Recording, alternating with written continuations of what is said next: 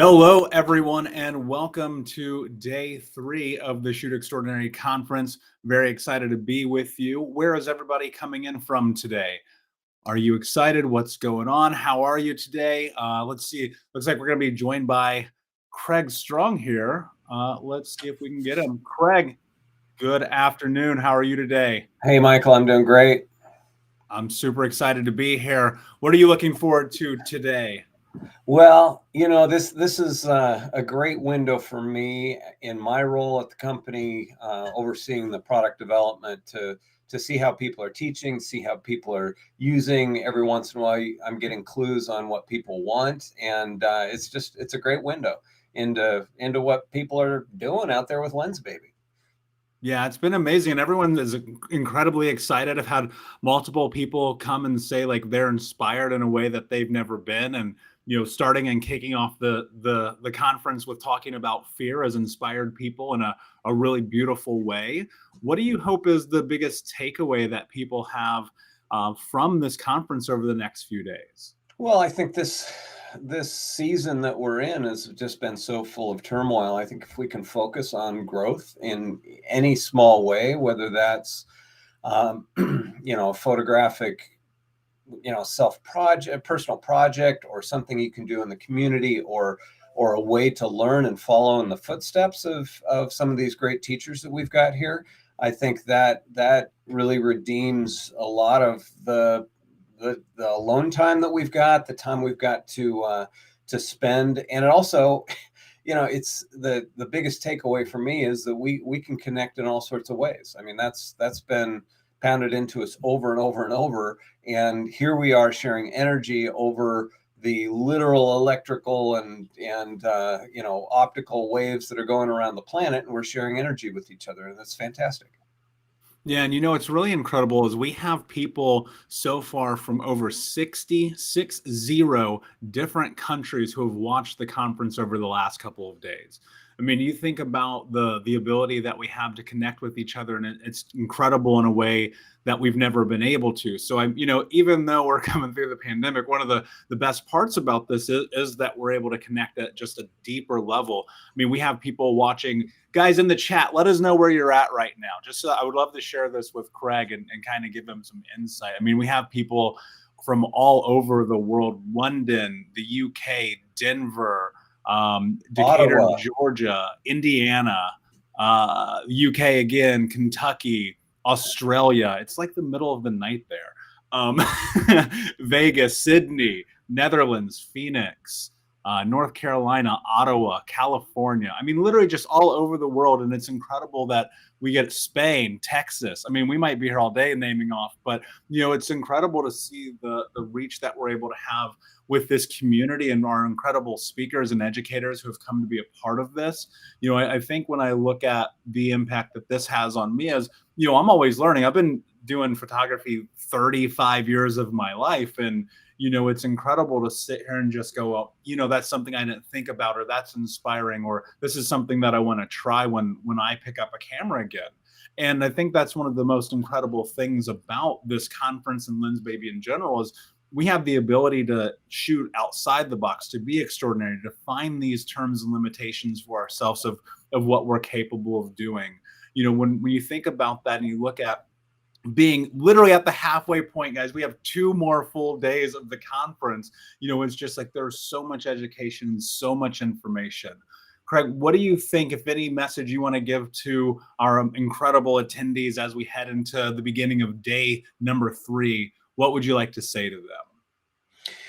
Oh, goodness.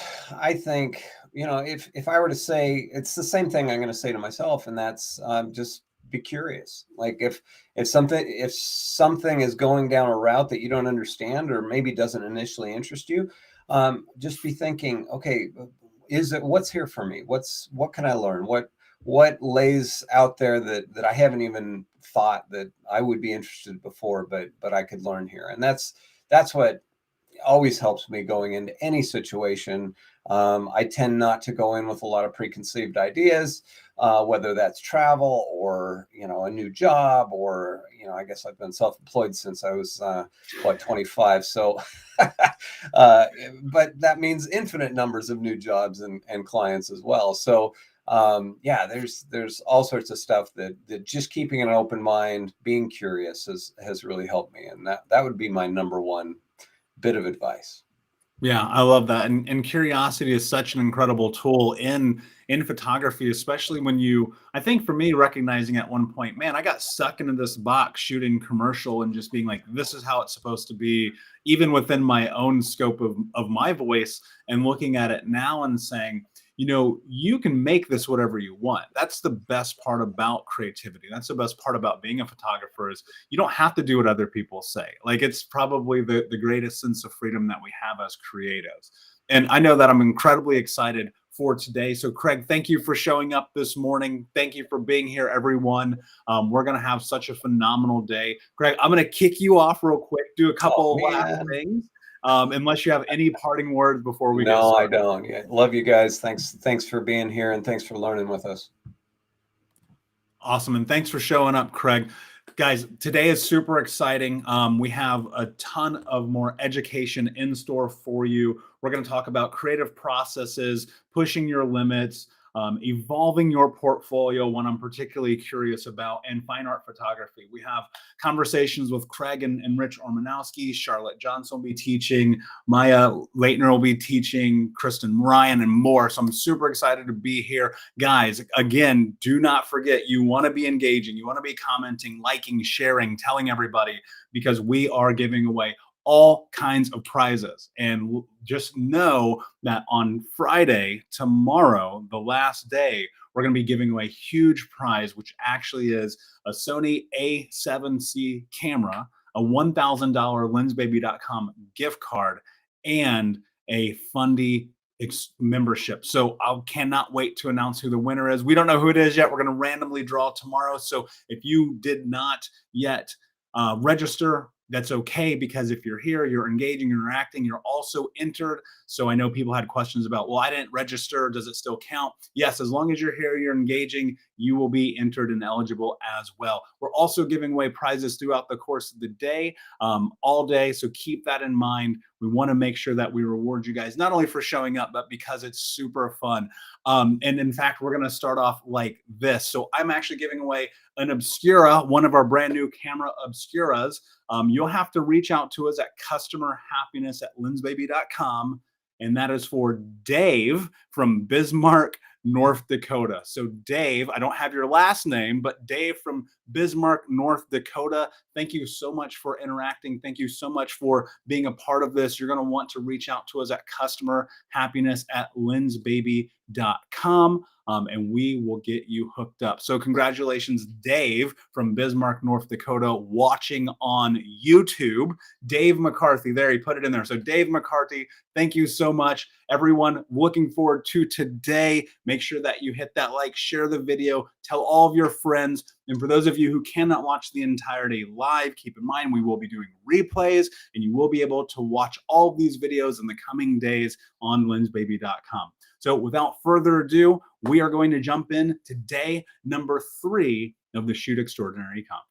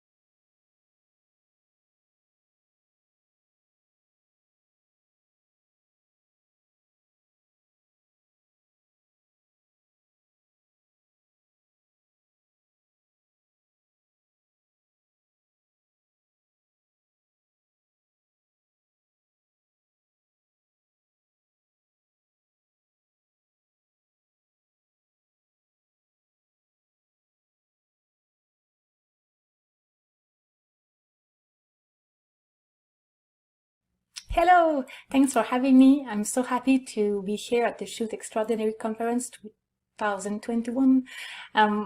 So, for those of you who didn't know me, my name is Annick Paradis, and I'm French Canadian. I live in Quebec City, in Canada, of course.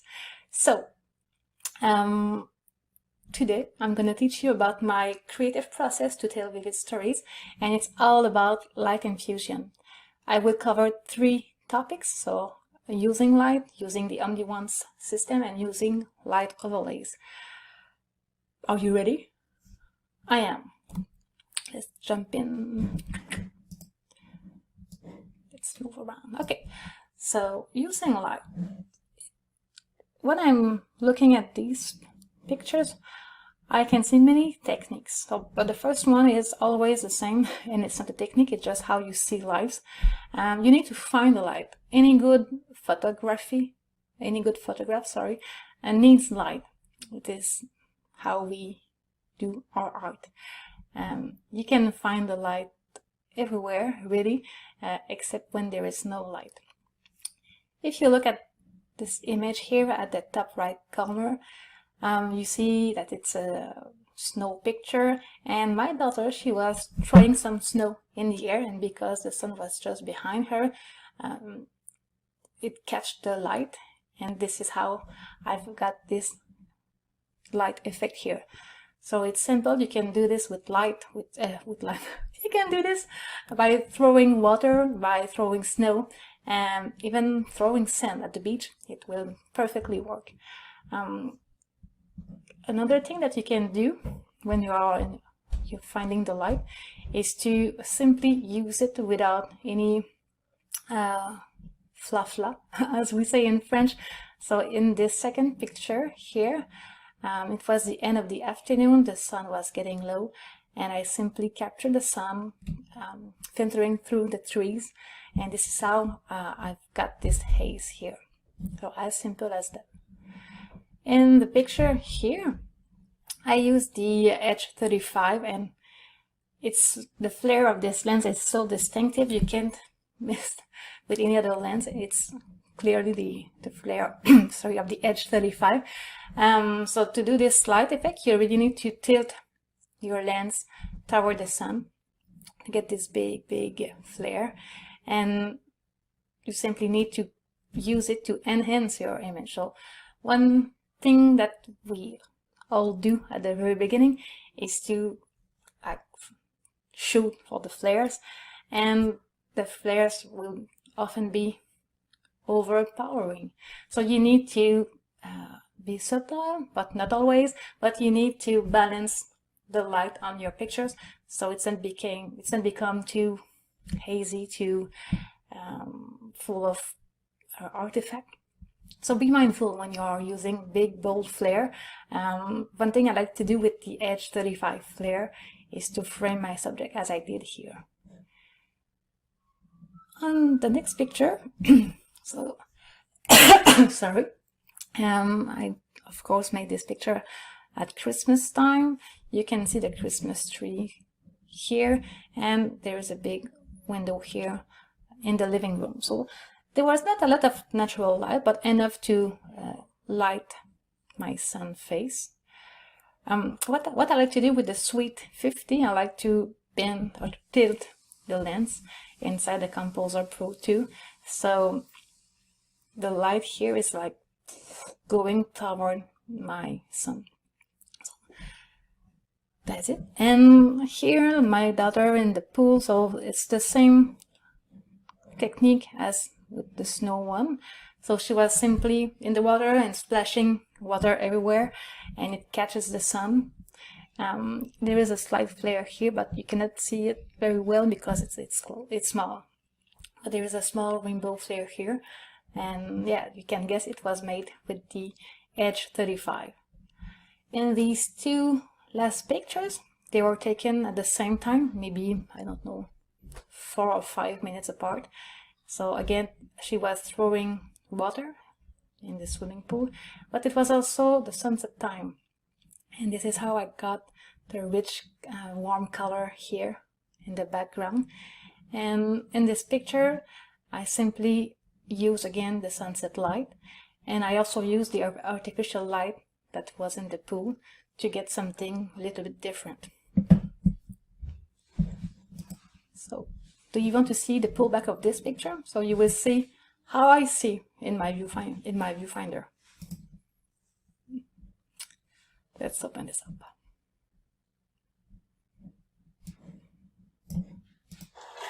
Ok, vas-y. Oops. I will remove the sound. So she was really excited to help me because that meant she can go sleep later that night. As you can see, she was really happy. And she forgot to do what I asked to do because I was shooting this video for you guys. So yes, that's it. So she kept doing this again and again and again. And this is how I create this picture. So I used the Sweet 50 here to create this picture, and it was really hard to nail the focus. As you can see, she was jumping in the pool. So and this is why I wasn't using any Omni wands. It was just impossible to nail the focus while holding a wand in front of the lens. So I really tried to guess where she would jump.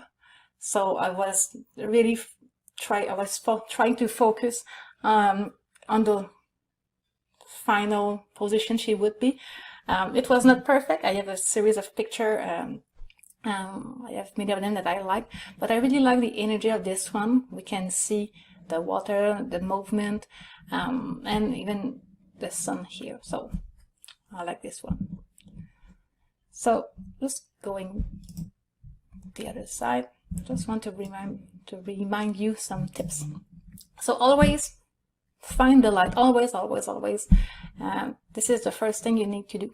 Then you can try to shoot backlit. I know our parents, they always taught us to not shoot backlit with our camera. They were wrong. It's really amazing. But at that time, when they taught us to not shoot backlit, the camera was not able to do it, and we needed to shoot manually. Add flares, but be precautious with the flares so they won't overpower your picture. And tilt to enhance. For those of you who are not fully aware of what is a lens baby or how works the Sweet 50 or the Edge 35, you need to you need two pieces of gear. You need the Composer Pro 2 that you attach to your camera, and then you will insert the Sweet 50 or the Edge 35 or any other lens that fit in the Composer Pro 2. And what it does is that the Composer Pro 2 is the gear that make you able to tilt your lens, and I really love this system. This is how you can bend the light. You can get these amazing bold flare. You can tilt the light of the Christmas tree. So the Composer Pro 2 plus the Sweet 50 or the Edge 35, they are amazing. I highly recommend it, and it's not expensive, really. Okay, next part. I'm using OMNI wands. I don't know how to pronounce this. I should have Googled it to be able to hear the phonetics. So let's say wands. Let's make fun of me. I don't care. I'm just very happy to be here. And as you can see, I try to do my best in my second language. Okay. So using OMNI wands. I really love this.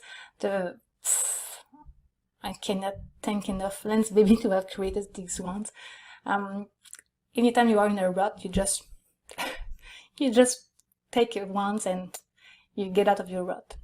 I have sort of put here some pictures that are showing different effects. So let me go through. One of my favorite techniques to use is the camouflage one. Because, you know, I'm working full-time and I'm doing photography as a sideline with other things. So my house is not always clean. And the locations where we go as a family are not always free of distractions, or it's not always beautiful. So the ones really helps to camouflage the ugly things. So if you take this picture here of my daughter. She was sliding at her school, but you cannot have guessed it because I removed the school. So with the crystal ones, I simply put it at the very top of my at the edge of the lens, and I was trying to catch the sun, and it just with some kind of magic it camouflaged the school and the houses that were there. I think it's the only one I kept here for the camouflage subject, but it works very well with any kind of things that you want to remove. So it's faster than cleaning your house. Just bring ones. You can also enhance your pictures. Let's say here, so I use the melange wedge, that is a color crystal, and I really like this. It's not always suiting all the pictures or the things that are in front of my lens. I don't know how to say this, but the colors crystal, I really love them. When I want to enhance a mood and atmosphere, I want to add some joyful atmosphere to my frame. And sometimes also the background is a bit too flat, and I want to add some oomph to it. So in this picture, we were taking a walk in the forest, and we found that swing. So I'm guessing that the neighbor that lived just here on the left has created a swing for his children. This is my guess. I like the landscape. I like we are in the forest. The snow was fresh, but something was missing, and it was all the joyous atmosphere. She was, this is my daughter, she was cheerful, happy, she was singing out loud, and I always put some ones in my pockets when I go for a walk. We never know. Always be prepared, and I just try the color one, and it gives this look. So just use it to enhance your location. So don't, again, like as for the flare, do not overpower your picture with your ones, but let's just try it and see what you can do with it. And oh yeah, I forgot in the camouflage one. Yeah, this one. It was time I think about that. It's our swimming pool, and here it's the fins, but I have hidden it with the stretch glass, which is a one that stretched the light and stretched the things that you are stretching with. So here, and it's also reflecting the surroundings, and here you can see the trees of the neighbors and a bit of the sky, and because it was brighter than the fence, it got rid of the fence. So this is a nice way to remove distracting elements, but the fence was not distracting, it was just not interesting or adding to the frame. So by using the stretch glass, I got this effect, and I was pretty surprised with it and very happy. And I also was able to get that nice light element here that was not there at first. So the stretch glass catch the sun and bring these elements here. Yeah, and I use the edge, maybe the edge of the Sweet 50 here. I can't remember. These are my two favorite lenses. Okay, so at depth, I had depth here. All the scene was almost on the same focal plane, and I was thinking, how can I add some depth with it? And I had in my pocket the crystal, the color crystal ones, and I saw also the seahorse crystal ones. I should have bring them here. So the seahorse is like a seahorse, so it's not a rectangular shape. It's imagine a seahorse and but in crystal, and this is how I got this shape here. So he was throwing snow in the hair because he wanted a picture like his daughter, but the sun was not. It was, I think, 11 a.m. so no golden tones, but it's why he was happy with it anyways. But to me, it was missing something, so I just used this seahorse went, and I got this result here. You can also complement your picture with the ones. So here it's the silver mirror from the reflections kit, and I really like this one. I think it's my new favorite, but it's at the moment I'm speaking to you, it's not yet released. But I was in the beta testing team. Very happy with it. You can do like kind of a double exposure, but with a lens, so you have much more control than taking a picture, taking another one, and oh, it's messing with the first one, I need to go again, to do it again. With the lens, you see it live, and you can adjust. So I really like the silver mirror. So it's like a smoky, translucent mirror, and it reflects the surrounding. So here she was looking at the pool, and I tried to find an angle with my mirror to get the wave's reflection to place on her. So it camouflage just the fence and this thing that I don't know how to name this. It also enhanced the picture. It had depth also because it was all in the same focal plane. And I think it complemented the picture by adding some element to the storytelling. So she was where? She was around the pool. You might have guessed because she is wearing a bathing suit, but you now are certain because you can see the waves of the pool. And the last picture, this one, she was trying to find, how do you call this, story, it's a story, but in a video with pomme d'api in French. So she was choosing or picking her next video to watch with me, and I got this idea of capturing this, and I like the anonymity of the way she was placed here. And I went to go get my stretch glass, and the lamp here wasn't adding anything, so I tried to camouflage it, but it was not working. So I simply tried to enhance the light to make it a part of the story. So it's to me, it's yes, the light of the lamp, but also the light of the device here, and she's kind of looking at another dimension of the in the clouds. Not the clouds in the sky, but the clouds that related to the technology. I'm not coherent that much right now, but to me it's like a metaphor of the technology and the internet, and she was like in the air trying to find her next video. Okay, so I will show you the different ones I use.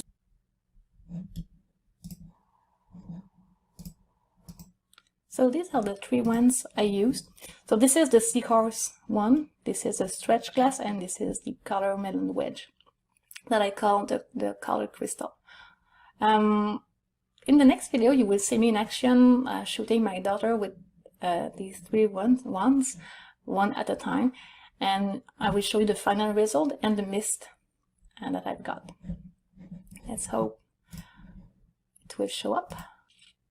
Let's sing a song while we are waiting.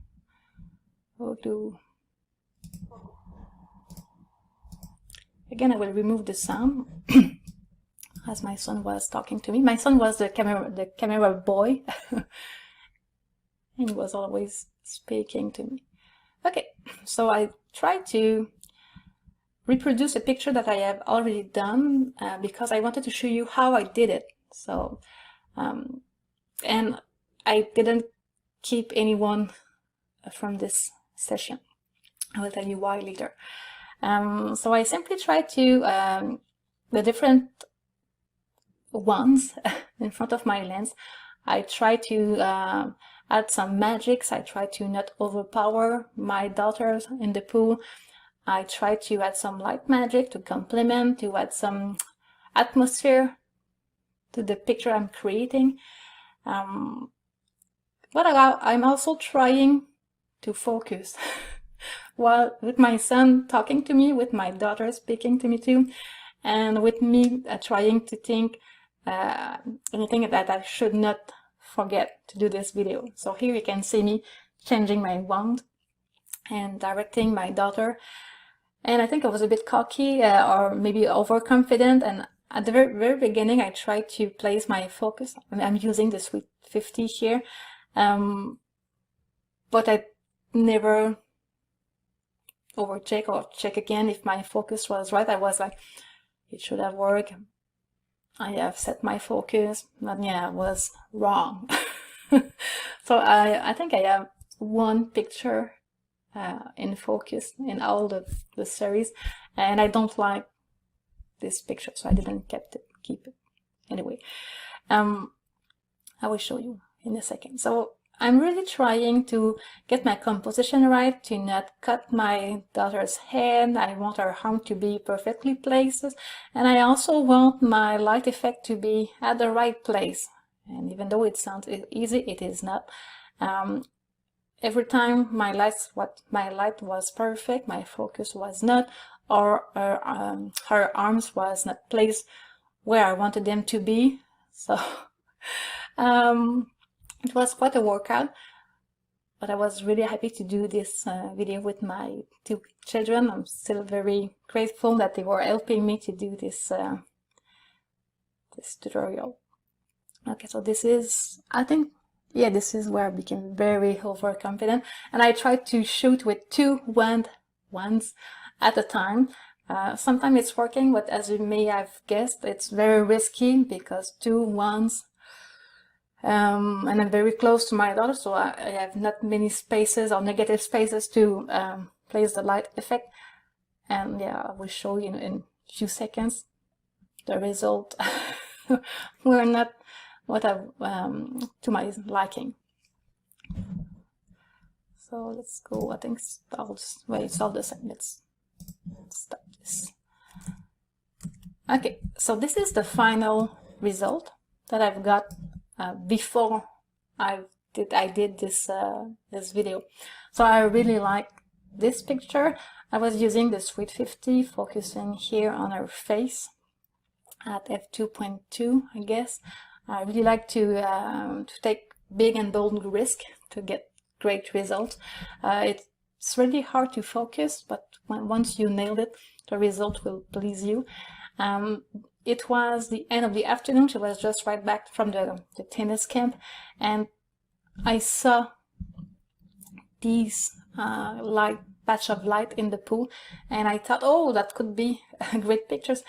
And she went at this place by herself, and she placed her like this naturally, so I have no direction to give her, and she was simply relaxing after a big day at the camp.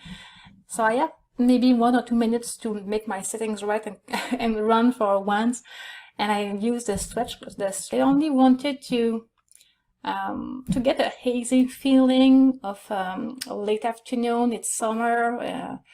Yeah, so I was really trying to enhance the mood here and to complement the storytelling. And I will show you this. If I can switch, yeah. Like that. Okay, so these are raw files. They are not edited at all. This one has the focus right, but because our arms were not extended, to me it's not interesting. Here it's just overpowering, and I don't like at all the mini ones I used at all.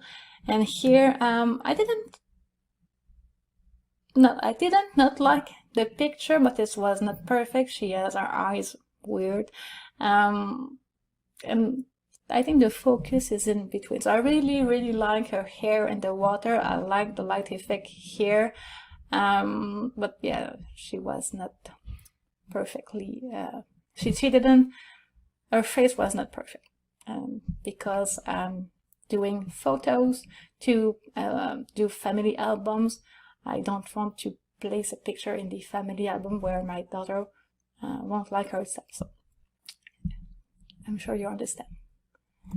Okay, so these are other pictures of the one in which I used the ones stories. So here it's a simple portrait, and she really wanted to pose like this, So she has this idea, and she was, "Oh, Mom, please take a picture." And I said, "Oh, okay. Could I use my wand?" She said, "Yes, of course. I want you to help you." And she simply placed the towels on her head and posed like this. So I like that picture because it represents very well how my daughter is.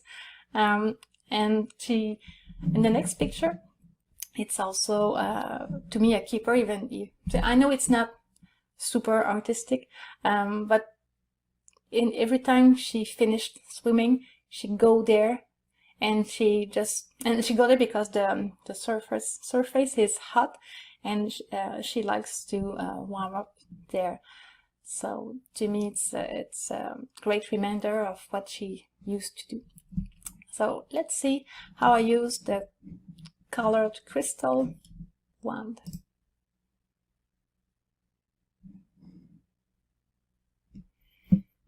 Doo-doo, doo-doo, doo-doo.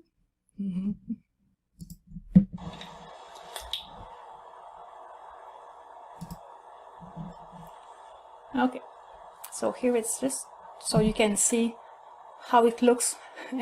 And this is why you don't need to place the ones all over your lens, because it's overpowering. So you need to place it at the very edge of your frame, unless you want to do something very dull, and it can of course work, but with this kind of subject it was simply too much.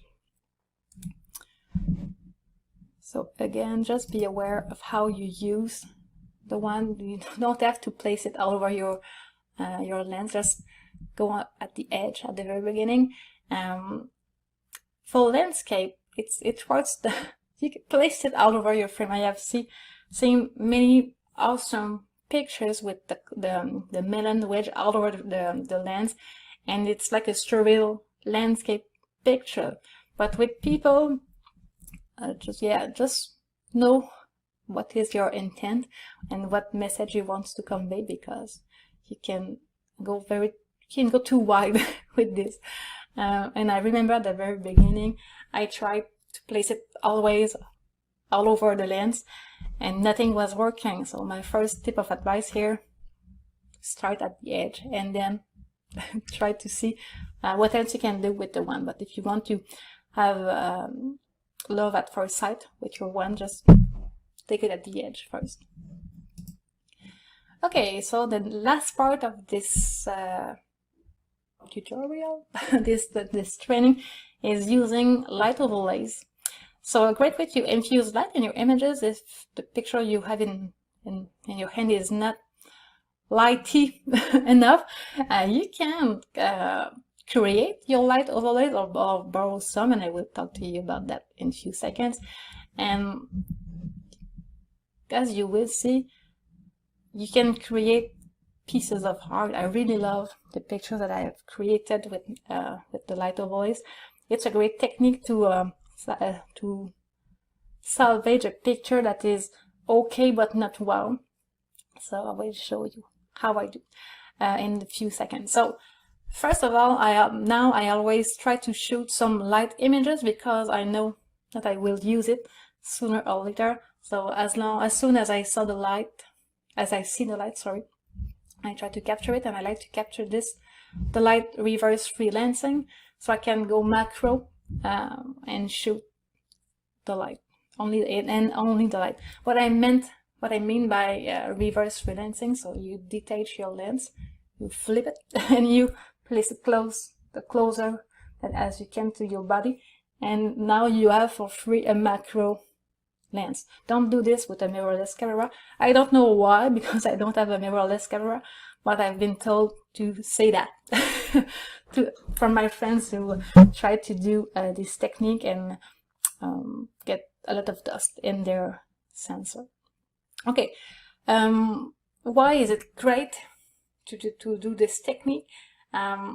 It's a fantastic way to infuse light, to infuse your images with light. It can enhance the story. You can create a totally new story. You can add depth when depth is missing. You can complement your picture because you think that it's missing an element, but again, try to don't detract picture. So like in this picture here, there is 3 images. In this one there is 1, 2 plus the base 3. There is 2 or 3, and 1, 2, 3, at least 4 images in this one. So today I'm gonna show you how I created this picture. So let's go watch this editing video.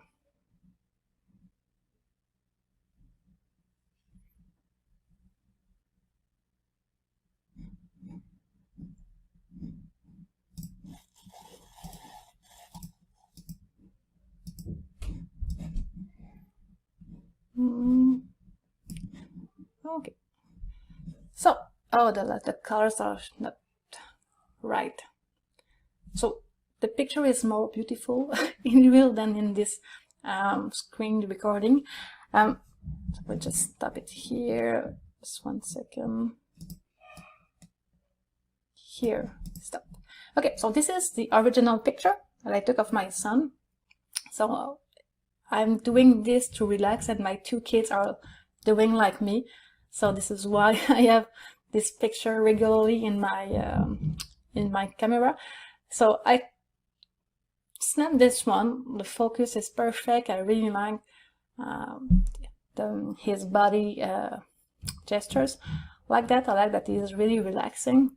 But there's something missing. It's edited. It's not a raw file here. It's edited, but there is warmth missing. There is mood missing because it was really relaxing, but you cannot feel how pleasant it was, or it should have been. And yeah, this is why I try to enhance it.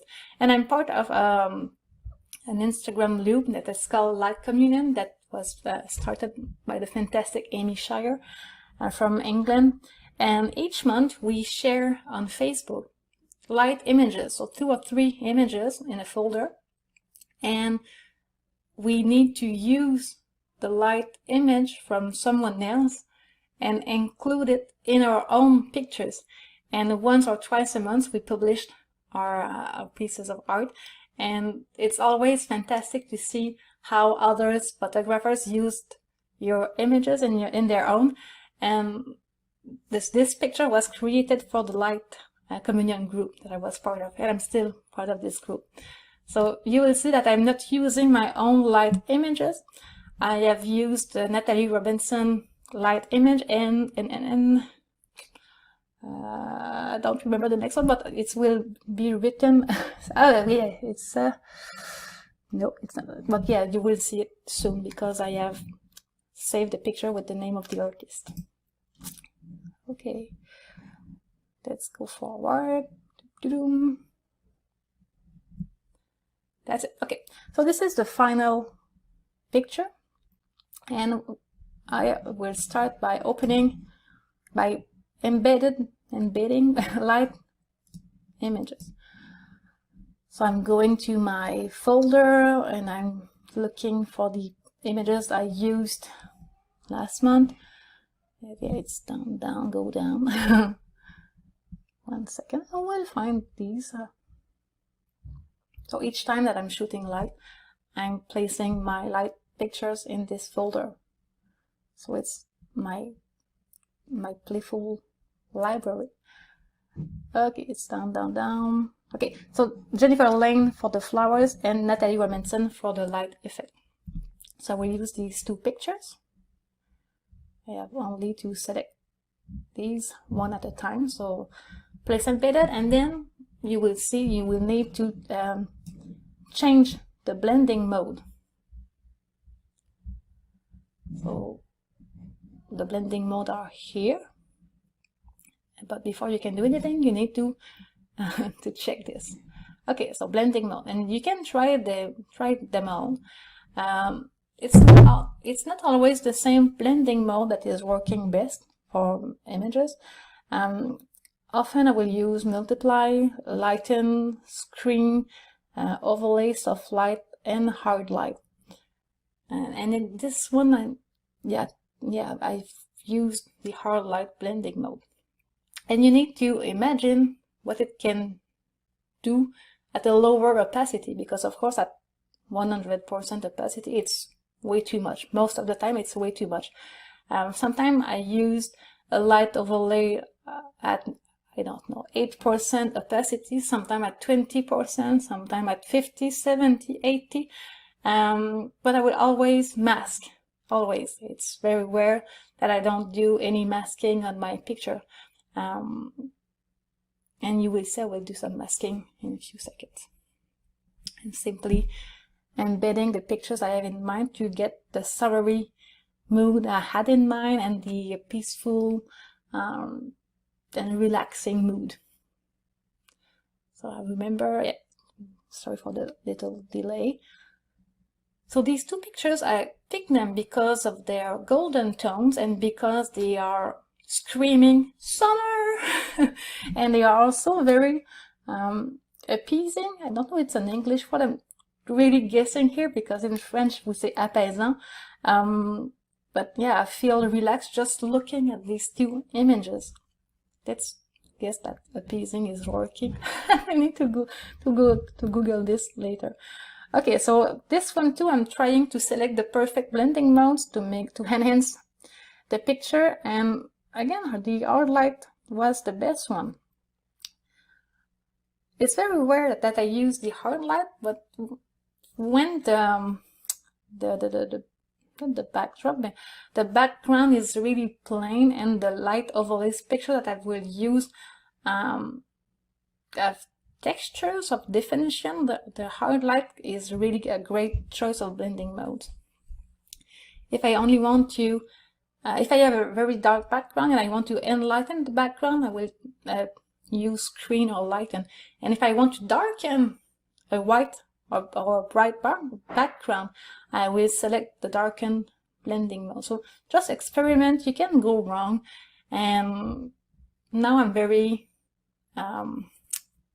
not straightforward, but I'm really quick now at selecting my images in my blending mode, but at the first time I was completely clueless. I will just stop. So then I was clueless at the beginning because I didn't know first what I wanted to do with my picture, and that's okay. But I was also clueless because I was brand new to the blending mode operation.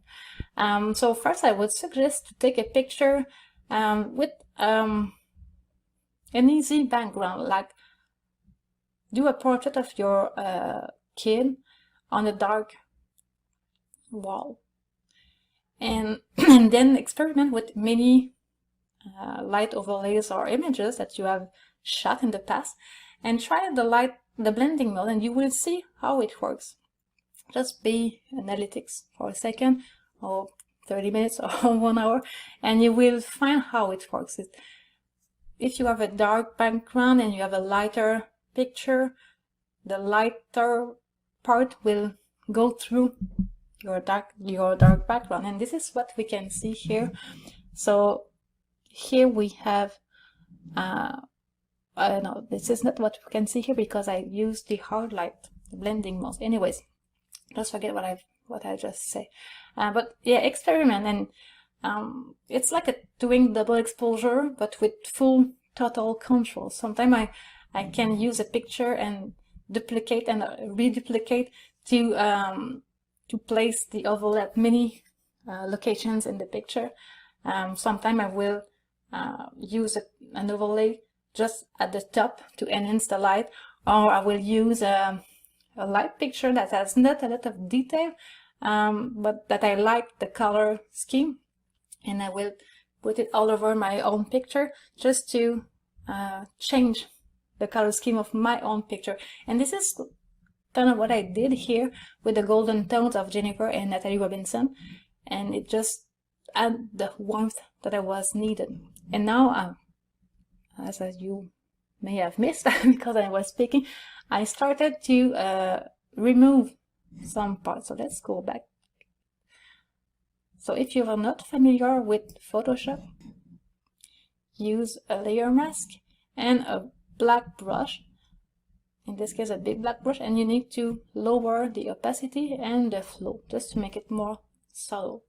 So here I wanted to remove a bit of the light effect on my son's face, and I will do the same with the flowers. So I'm just removing a touch.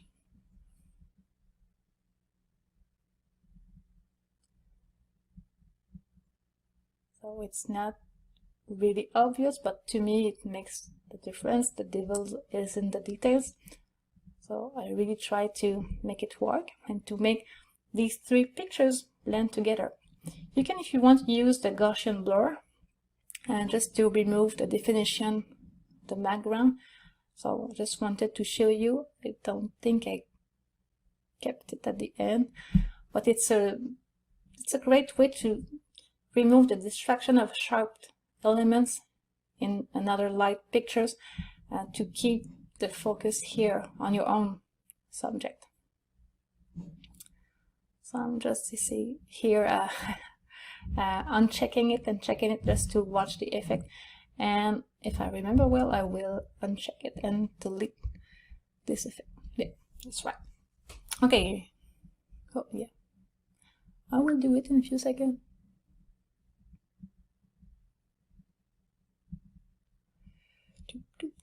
The next thing I will do, once I will make sure that I'm happy with my masking, I will modify the color balance. I feel it's on the greenish side, and I really want to make sure it's more on the red side and magenta, to make it more like the golden tones scheme. So I will, in my midtones here, you can see I'm pushing the reds and the magentas. I will do the same for the shadows and the highlights in a few seconds, so just follow here. And I'm really looking at the overall picture, so not too much to the skin tones for now, just the overall feeling, because I can mask the skin if I don't like the effect on the skin. I'm just trying, and it's you need to experiment. There is no science. It's what your eyes like to see, the moods you feel. Just need to know that these two exist. And I did nothing fancy so far. So I embedded two pictures on my basic image. I select the right blending mode and decrease the opacity. I did some masking, and now I'm doing the finishing touch. So I'm playing with the overall color scheme that I want to be golden, and I will also play with the skin tones a touch in a few seconds. I think that's it. And I like to zoom in and zoom out just to see. Here I want to see the skin, and there is something missing to the skin, so we'll use the curve. Oh, we'll stop here. I don't know if you are familiar with the curves. It's a bit fancy so far, so do it the way you want to do it. I like to look for the number to get my skin tones right. Here I just want to give a bit of warmth, but not on the yellow side. I just want to make it more peachy. So I will look at my number, and it's a bit too complicated to explain it in 2 seconds. So do the technique you like to use, but here I'm just playing with the skin tones. So for those of you who are curious, so I select the blue curves because I want to affect the yellows. I use the targeted tool here, and I pull out the info, and I'm reading the informations here, and I want my magenta and my yellow to be a bit closer because they are too far apart, and the red on the cyan side are too much. I also want to bring up the cyan value, sorry. So don't look at the overall picture, I'm just looking for the face right now, and I will decrease the opacity a lot. I just want to see something really different, because you see, you know, our eyes get accustomed to the colors. So I like to shop them just to then go in between and find the sweet spot. So I have masked my curved stones 100%, and now I use a white brush to reveal what I just did. And I will go really subtle, so my opacity is at 17%, and I'm just adding here and then some more natural skin tones look. And it's quite subtle, but I thought it was needed. It's perfect, the personal preference. I like my skin tones to be peachy. So I think that's it.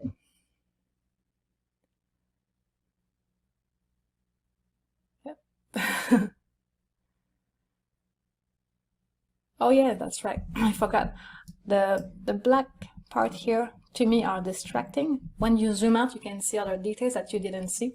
And this line also is distracting. So I will get rid of that line, and I will soften this part, and I will clone out this part.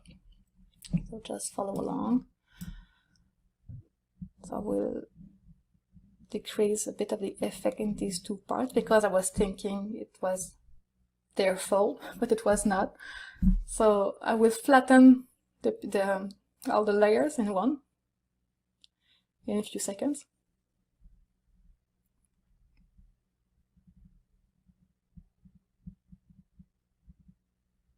In a few seconds. I was really looking for where from this effect. So I decided to clone out the background. And I will use the dodge tool here that you can find here. I will do this in 1 second. And I will also use the blur tool to make it less sharp.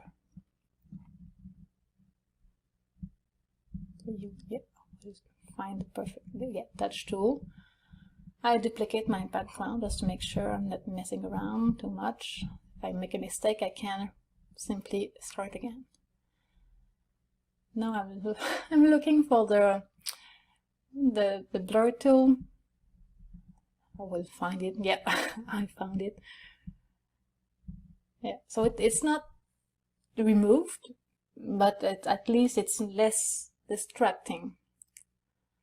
And I can focus. And I also blur some of the flowers instead of doing it with the Gaussian blur earlier. That was a bit too much. I prefer to do it locally. Okay, so this black element were distracting. Maybe I was looking too close from this picture, but I decided to remove the dark elements here. And I will zoom out and clone out the line on the side, on the cement.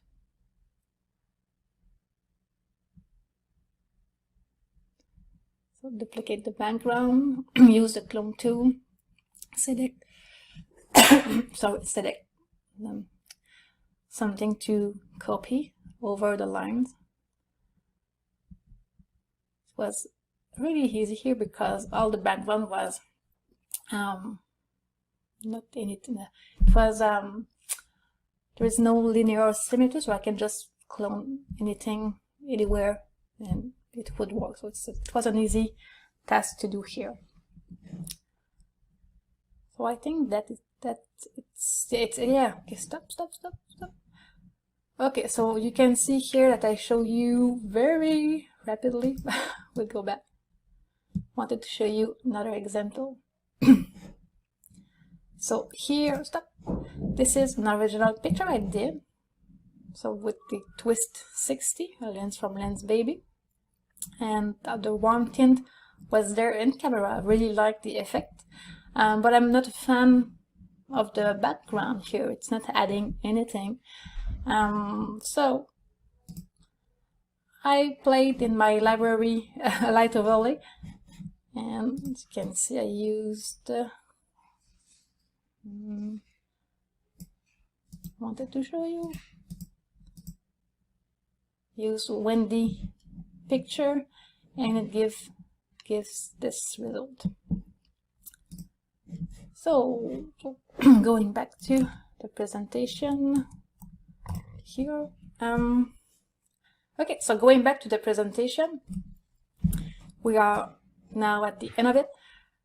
So it was about light infusion. I wanted to show you my creative process to tell vivid stories and to add an extra oomph to your pictures. Few things to remember: complement your image. Do not steal the show with your with the light. After all, less is more. So I just hope that I push you to experiment and to play joyfully with the light, with your Omni system ones, with Photoshop, but in an easy way, with not too many techniques. So if you want, we can connect together. Just find me on Instagram. My name or my handle, need to pronounce the H. My handle is Annick Paradis Photographe. So it's not Annick Paradise, it's Annick Paradis in French. So Annick Paradis Photographe on Instagram. I can't wait to connect with you and to see your beautiful work. Don't be shy to tag me if you use one of the techniques discussed today. And on that, have a great day, night, evening. Anyway, see you. Bye-bye. Dreamy artistic images. Emotive and soulful imagery. That extra dimension and quirkiness. Really unique images. Se olvidaron completamente. Extraordinary results. Creamy bokeh and a dreamy feel. Creative and quirky landscapes. Unique blur effect. Fun flares. Poetic, oniric look. Something extraordinary.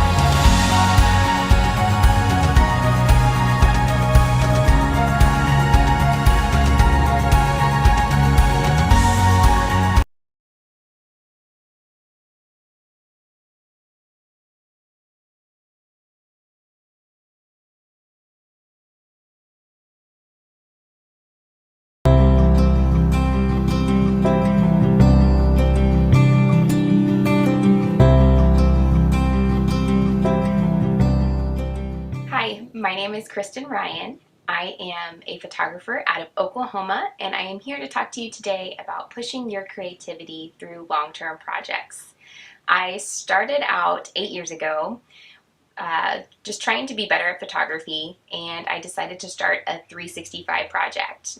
It's where you take a picture a day, every day for a year, and I heard it was the best way to grow in my photography, to learn how to use my DSLR, and so I thought I'd give it a shot. And I quickly learned how hard it was going to be. I remember sitting in my first week thinking, how in the world am I going to find some kind of picture every day for a year? And through a little trial and error, I eventually kind of found my groove. I found a good process, and here we are 8 years later, and I'm still going strong. So I want to share with you, I've learned so many things along the way in how to grow my creativity, how to process the times that I get stuck, and dealing with the ruts and the frustrations, everything that goes along with a long-term project. And I want to share with you today how to grow your creativity, how to push through those hard times, and how to get through any kind of long-term project, whether that's photography related or not, just cultivating that creativity and helping you grow. So I'm so glad you're here with me today, and let's get started.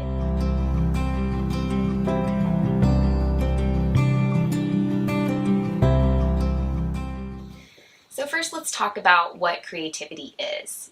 By definition, creativity is taking a traditional idea and transcending it into a new and meaningful way. So basically, taking something that's already there and making it more meaningful to you, whether that be by feeling, perception, whatever that may be. For this particular topic, all long-term projects, I'll be discussing more or less a 365 project. However, you can transcend that into whatever long-term project you may be working on. Creativity in general is something that can be applied to any type of field that you might be working in. That's what's wonderful about this idea in general, is how vast and spread that it can go. It doesn't have to solely be with photography in general. For a long-term project, the benefits of starting one is the way it pushes you to use your creativity. For something like a 365 project, you're living the same life day in and day out. And we constantly feel like, most of the time, we're in this rotation of routine. We wake up, we do the same morning routine, we go to work, we take the kids to school, we come home, we have the same activities. Day to day, nothing feels different. So by taking on something like a 365 project, you're forcing yourself to see the little changes that come in and day out. Most of the time, these changes you would walk right by. We're so focused on getting from point A to point B that we're not looking for those little things. But those are the little things that are changing right in front of us, and that's how 5 years later you're like, how did I get here? So that's a big part of what made me fall in love with my 365 project. It forced me to see the little changes, the daily changes. That could be a shift of light, the leaves starting to fall, the mushroom that grew in the yard that wasn't there the day before. Such little things that I didn't give a second thought to. And it truly made me see my life kind of flash before my eyes in slow motion. And I've never been more appreciative of that. And creativity, being able to process and not only see it, but capture it in a new way every day has been such a blessing. And I want to share with you guys how to do that. So creativity is much different than inspiration. They are not the same thing. You are forced with creativity to look at things in a new way. Inspiration is something that hits us and we feel inspired to capture it. Creativity is doing the work. You're searching it out. You're looking and trying to see the world in a different way. It's not something that you always feel inspired to pick up, but you have to work towards. So creative people tend to be more open-minded. They are open to play and being imaginative. They're intellectually curious, going out into the world to see things in a new and interesting way. And in turn, by being more open-minded, being more playful, that usually will encourage inspiration. You feel gratitude, you feel excitement, you feel joy and want to share that joy and help you to grab your camera. You're more open-minded to have new experiences, new adventures. And within my own project, I've quickly learned this is true. Whenever I feel stuck, I know that if I go on a quick adventure, even if it's just a weekend away, a camping trip, something like that, that brings myself and my family joy, I'll feel inspired. I may not take any wonderful pictures, but I know it's going to spark that inspiration because I'm open to the idea of new experiences, and that brings me joy. And this doesn't mean that for everybody that you need to go visit somewhere new. You have to look in and find what brings you joy. I've truly learned over the 8 years that creativity lives in what brings you joy. If you're open to experience it in a new way, that can be as little as going out and getting an ice cream cone, or something that your kids enjoy and that in turn brings you joy. It's the little things that sometimes you need to go out of your way, make a special trip, do something a little bit different that day, take a different way home, something that will open you to a new experience, no matter how big or small that may be. But in turn, that will spark creativity, help you to see your everyday in a slightly different way, and encourage you to see the world in a different way. So you're probably saying, well, I can't go out of my way every single day. That just isn't feasible. I can't go on trips. What about the everyday when I'm in the thick of it, when my weeks are busy and I'm stressed? How am I supposed to get this done? And this doesn't mean you have to do something big. For me, I enjoy the little trips, but during the week, life is crazy, kids are busy, we're busy. There's no way I can do much other than walk outside for 5 minutes. And these are the things that you don't have to do something big. This can be perception. This can be changing the way you see any room in your house. Take light and watch how it changes through your house. Take one room and see if you can capture it in 5 different ways. Look at the little moments of where you are in life right now. These are the things that are going to encourage you and help you slow down and see every day for what it is. If we can just break down and appreciate where we are today, not tomorrow, not 5 years from now, not how things used to be, but focus on today, you will find at least one thing to take a picture of in that day. I feel like in long-term projects, sometimes the big picture, the big blank book that's ahead of us hinders our creativity. And we feel stuck right out of the gate because we see how far we have to go. When you don't need to be looking ahead. And when you're trying to work through a project like a 365, the only day that matters is today. And if you're living in today and you're working on being in the moment, then you'll find something to capture. Something will strike that inspiration where you want to remember today. Whether that is a stressful day, because not every day is perfect. I capture the bad days just as much as I capture the good days because this is the stage that we're in. My kids have their tantrums, I have bad days, we all have bad days, and that's a part of life. We want to record that just as much as we want to record the happy days because this is my story. This is my life. This is my story. If I printed all these photos out and made it a book and, 100 years from now, my great-grandkids or whoever finds it, they will see my life in stories. The good, the bad, the ugly, everything. And that's what a long-term project like a 365 is all about. You're capturing every part of it. You're living in today and soaking it all in and being appreciative of where we are right now, because every stage passes, life goes by fast. Every cliche is true when it comes to some cliche about life and kids. I've learned that quickly. And I want to capture it. I don't want to look back and regret that I wasn't there or that I was too busy and missed that whole stage. There's been times in my own life that have been very stressful and it feels like a giant blur. And for me, I have those pictures to look back on and, remind myself that happened. This was here. This is the time frame that I had. And I'm appreciative, even though it was heavy and it was a lot. I have that to look back on and say, I made it through that. And I'm grateful. And now here we are in this stage. And this stage is not going to last very long either before something new happens.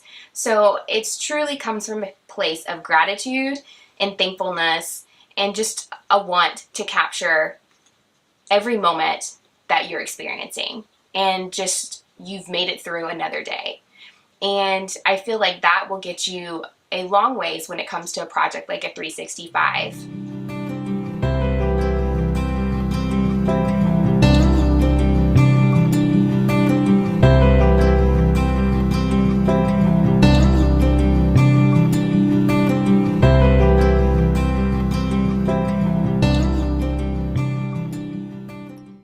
So for this section, we are going to work on a classic, it's called the egg challenge. It's typically used for finding light and being able to see light. And you take an egg and you basically position it in different areas in light so you can see how it falls onto the subject and you're able to read light better.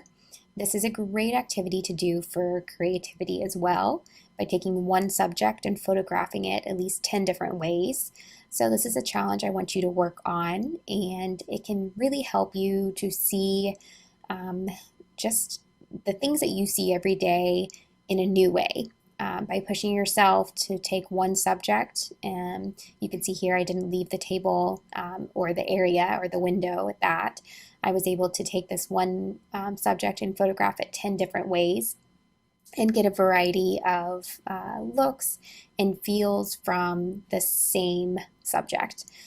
So I used different lenses. I had my Lens Baby Trio on for this section right here. And I love that lens in the sense that I have 3 looks just right there. I can kind of spin it in between 2 of the different styles and get almost like a mirror image or reflective feel.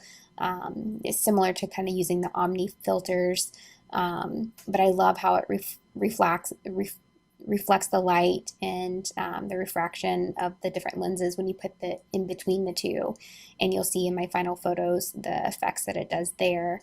But this is such a great way to really push yourself. I think for many people where we lack in creativity, it's just simply because we're overthinking. We're looking for something pretty that's right in front of us, and it needs to be how it looks. And that's not always the case. For something like a long-term project, you're going to be seeing the same scene day in and day out. Our lives usually aren't vastly different from day to day. We have the same routines, the same job, school. The routine doesn't change too much. So you have to be able to see little things and notice the small things and see it in a new way, in a new light. And so by practicing something like this, it's a great way to push yourself and be able to look at all of your surroundings. Sometimes having too big of a canvas can make it feel like there's nothing that's different. But when you really take it piece by piece and item by item, you're able to really search out and see one thing in a different way. And then from there, you can find new things that's all around you. You'd be surprised if you actually stop and take a moment to look around and see your life in a different perspective. You'd be surprised on what you can find and how you can see your world in a new way every day if you wanted to. Like I said, I've been working on my 365 project for the last 8 years. I can tell you I don't do that many exciting things. I'm a person of routine myself. I find comfort in routine. So I've really had to get out and push myself and find different ways to see my everyday. And that's also by doing that and by seeing and finding and searching for different perspectives, I'm able to see the changes that I didn't notice before. The little things that I would have walked right by, 8 years ago, I see, and it catches my eye immediately now because I see the difference from yesterday than how it was today.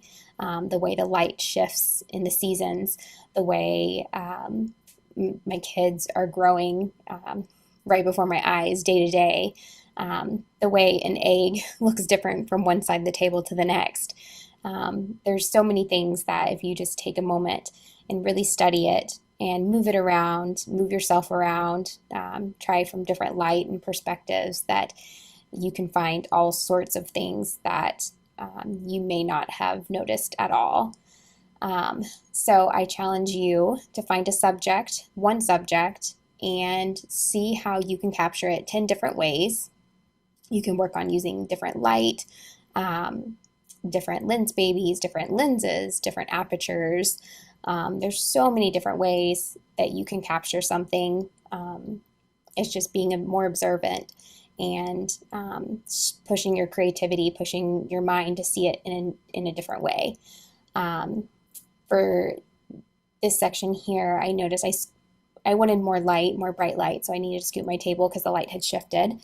And I found just by moving the table, my Omni filter flashed through the sunlight and scattered some rainbows across. And that caught my eye when I did that, so I wanted to try to recreate that. So I moved the egg around and searched for that light and the rainbow to come across the egg, and try to capture that with the shadow of my plants in the background. I love the little story that it kind of fell on the table for me. And it's just little things like that, simple moments that just in passing, I notice the little things now, and I'm very grateful for that. And I think that's something that we can do, and no matter what genre we're taking pictures of, you're able to find little things if you just search for it or are paying attention, if you're open to it. Opening our minds to the idea helps you to be more aware when the things do pass you by. I think sometimes we get into a flow of our day that we're just trying to get from point A to point B, that we're not looking in between sometimes. And if you're open, constantly open to new things and new visions and new ideas, that just by being open, they'll present themselves to you. So these are the pictures that I took, the final 10 pictures that I ended up with in just those few minutes. You can see I didn't leave the table, I didn't leave that window. I was able to capture all these different styles and photos with the 2 lenses that I had and the Omni filters and the Lens Baby trio that I had, just by shifting perspective, shifting direction, and a little creativity in how I saw the subject, and going into editing as well. This can go far into editing too, not only capturing it, but then thinking different ways of how you can present it in the final product as well. So I challenge you to find something. It can be an egg. This is a great challenge. It's kind of a classic one for seeing light itself, but you can take any subject. But this week, I challenge you to find one thing and capture it 10 different ways, different styles, different looks. Try to push yourself as far as you can and see what you can do, what you can create. And if you keep working on these type of challenges, I guarantee you that you will find new ways to see the world around you, and in turn help you with any long-term project that you may have, and push your creativity and expand your knowledge and be open to all kinds of things that might present themselves to you.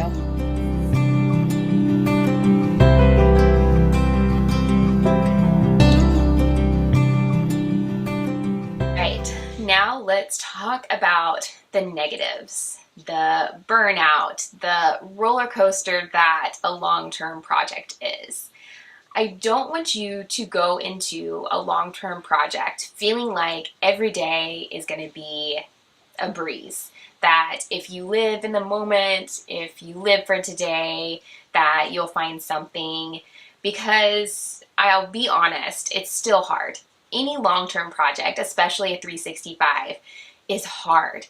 You're constantly having to be on. And it will get easier with time. I will say, 8 years in, it is now a habit for me, which I'm grateful for, because I'm able to intertwine that pull of joy with grab my camera. They just kind of go together. I don't constantly carry my camera. I don't constantly grab it at every moment, because I don't want to live with my camera. But I'm grateful that I'm able to, I can pick it up, put it away, and still be in the moment with my family. It doesn't have to constantly be with you. But that is a transition. It takes time. When you first start, I highly recommend putting your camera somewhere that you'll grab and is easy to get to if you do find a moment that you like. Because, you don't want to have to stop everybody to go take a picture. Sometimes you just need to be in the moment. So it's finding that balance of being in the moment and snapping a picture. But let's go back to the burnout. It is a part of this process. Any long-term project that you have, you're gonna feel the burnout. It is a roller coaster, but that is 100% a part of this project.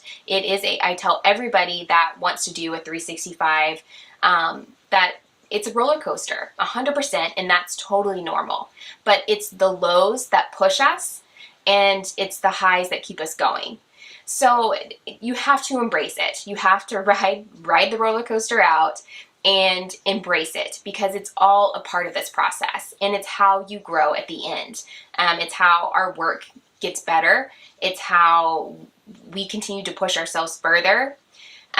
So embrace that. Embrace the highs and the lows. They're all a part of it. I've always said, and I've started to figure out, this is me personally, but I'm beginning over the 8 years to think I 100% believe this, that when you're in your lows, you've reached a point that your creativity is ready to get to the next level. Because think about it, in the beginning, when we're first learning photography, we're excited. We're constantly learning new things. We're pumped, and we're doing it, and we're creating what we're seeing, and it's just this fun and exciting thing. Then eventually it runs out, and we feel like we're awful. We feel like we've been doing this for so long, and I'm only here. When am I going to get better? When am I going to look like that person's work over there? But you know what? You've hit a plateau. You keep learning and you keep pushing through, and you'll get to that next level. I've learned that every time I hit a rut, every time I hit a blocking point that I just feel like, why am I doing this? I'm not learning. I'm not growing. I'm stuck where I'm at. It's because I've come to the end of what I've been working on. I've gotten to the point that I understand, and I've grasped all these concepts that I was excited about before. And now I need to find what's next. I need to get to that next level. And so by hitting this block, for me now, it's a blessing. It's like, oh, okay, I've reached this next chapter in my creative process. And so I start researching. I start finding people that are better than me and that I want to learn from and feel inspired by. And if I get to the point that it feels like have a jealousy or just a dark heart about it, I shut it out, because I want it to come from a place of gratitude, in a place of wanting to learn, knowing they're better than me, and what are they doing different. I'm inspired by them. I want to learn from them. I want to grow and be on that level. And that's the place that you want to learn from. That's how you're going to grow and how you're going to improve. Because no matter what career or what area of work you're in, if you find those that are better than you, you start to adapt, and you start to have the same work processes and the drive, and you feel inspired by them, and you start to have those same tendencies, and you get to that point, and that brings you up to that level that was above you before. And that's such a great thing, but as long as it's coming from a good place. If it comes from a place of jealousy or anger, you won't get there. You're going to try a hard way around, and I mean, maybe you will get there, but it's not going to be enjoyable. But if you come from a place where you feel stuck and you go search in the world for photographers that you feel inspired by, that bring you joy, and that who you would love to have work that is at that level, then study their work. Find things that classes and research and just art pieces, anything that can bring you joy and help you study, because it's not easy. We're not all going to snap our fingers and be that photographer. There are some wonderful people out there that are super talented by natural ability. And then there's a lot of us that we have to work at it. I am 100% one that I have to work at it. This was not something that just came to me. And I love it. I love every bit of the process. And for something like a 365, this gives you the ability to slow down. It gives you the time to put in for 365 days. You can work on growing your work to where you want to be. And every point that you get to a rut, that you feel stuck, that you feel like you're not going to get to be the person that you want to be as a photographer, you're at another level. You've hit that next step that you're crossing up to get up here, and now you have a whole new level of things to work on. And it is such a good thing. So don't let the ruts get to you. Don't feel like you're being blocked. It's 100% a part of this process. And if you keep finding joy, you keep searching out, you keep learning and growing, you're going to get to that next level, and you're going to get to be the photographer that you want to be one day. So I'm going to show you an example of what I mean by being open and ready for anything. This particular day was kind of a rough day. I was not in the best of moods. I came out to water my garden, and my hose had sprayed all of this kind of plant that has taken over this corner of our yard. And when I went to turn off the water, I noticed all the water droplets that had gathered just basically along the edges of all these leaves. And I love these leaves because they're kind of heart-shaped and they always draw my attention. And so just by being open, even though my mind was not in the right place, I was not in the best of moods, I'm very aware of my surroundings and the little things that are different from day to day.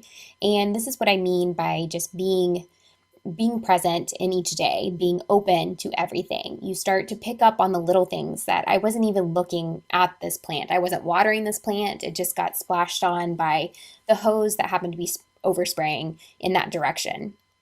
And by simply being aware and open to my surroundings and being open to change and adapting to my surroundings, I'm able to pick up on these little things that I would have walked right by. Like I said, I was in kind of a cranky mood. I got outside to be alone for a second, and I saw this and immediately grabbed my camera. And this was my picture for the day. And it's things like this that if you just are in today and focus on being here, you'll pick up on all these little things and be more aware of everything that's around you and pick up on pictures that you may not have seen otherwise. And these are the final products of the photos I captured using the OMNI filters and just the few minutes it took me to take them.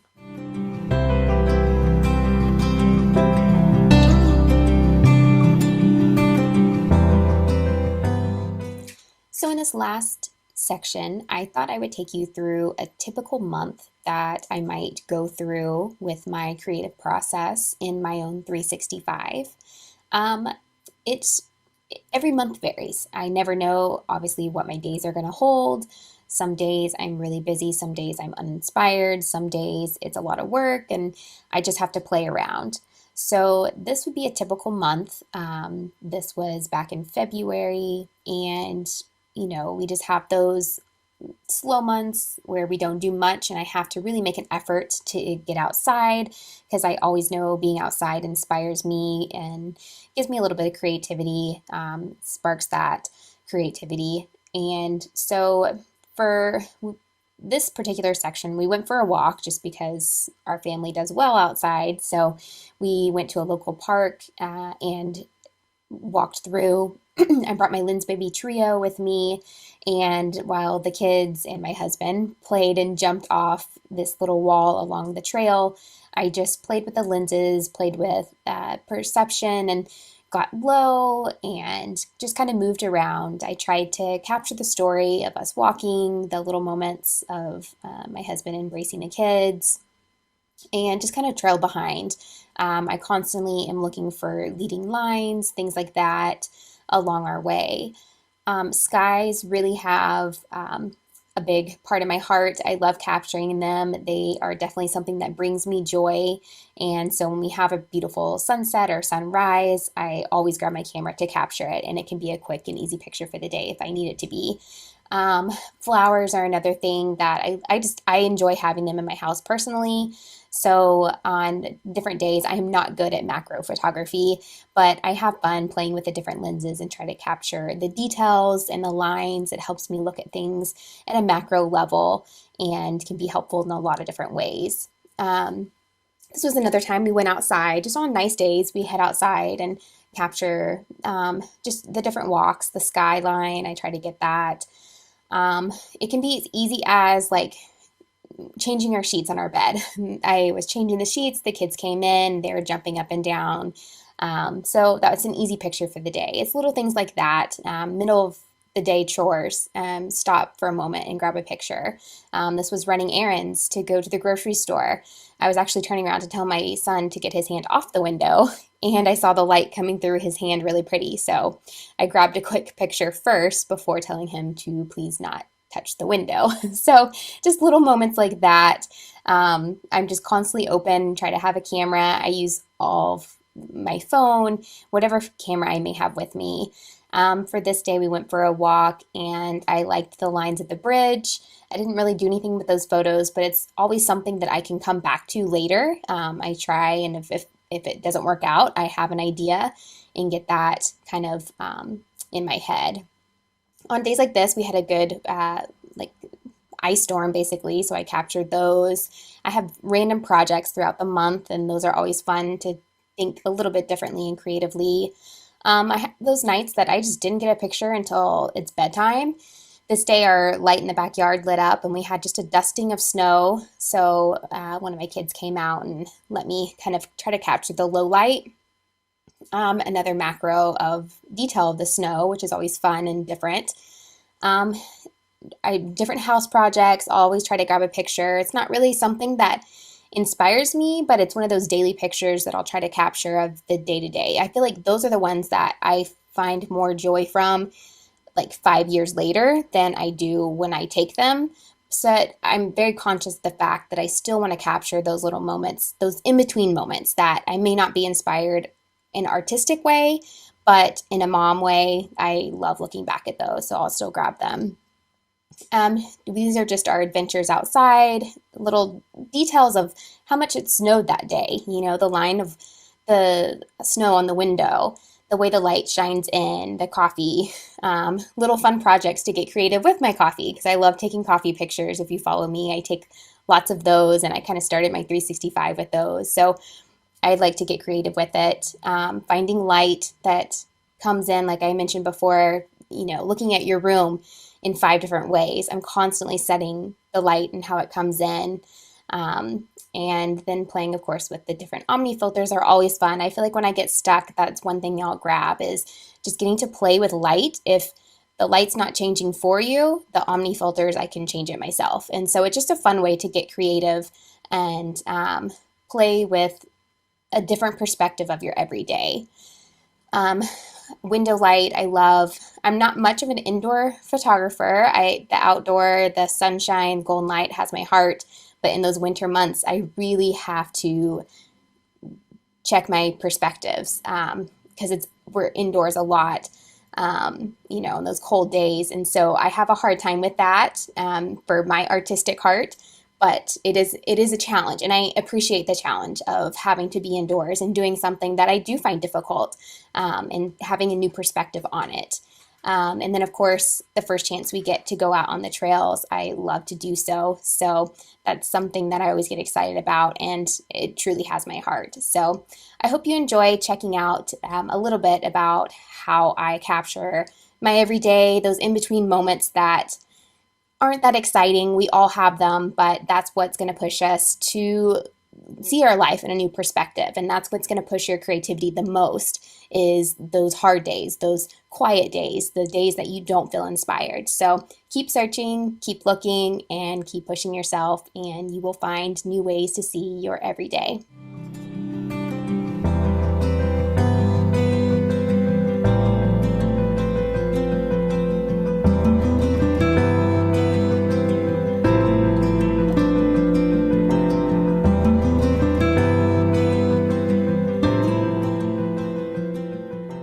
Thank you all so very much for joining me today.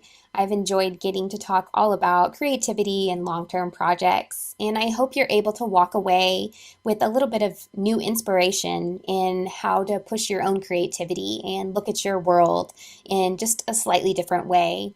I hope you feel encouraged in all those times that you feel stuck, and I hope that you're able to work on those projects, no matter if they're big or small, with a newfound inspiration. Good luck with all of your projects and your journey ahead.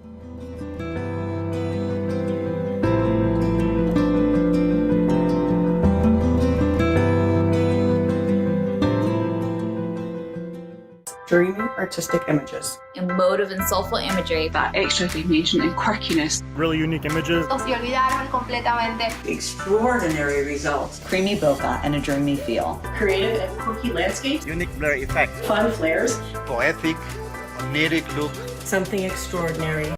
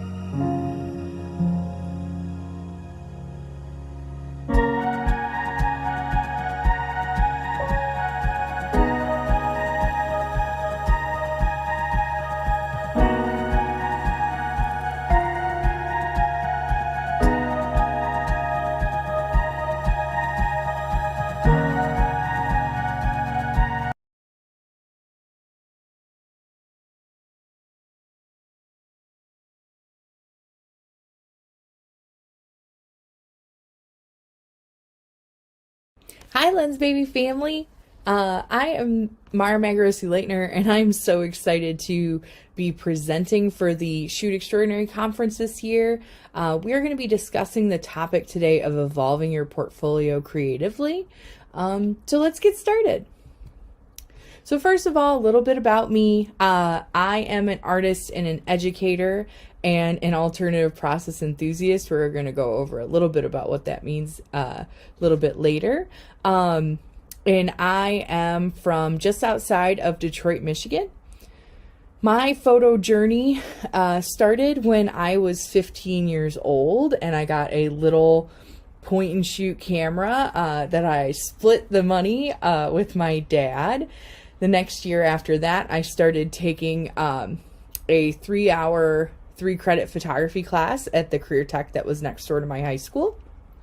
And after that, I've continued out here collecting degrees like Pokemon cards. I'm currently in process for my MFA in photography. I'm getting that at the Savannah College of Art and Design.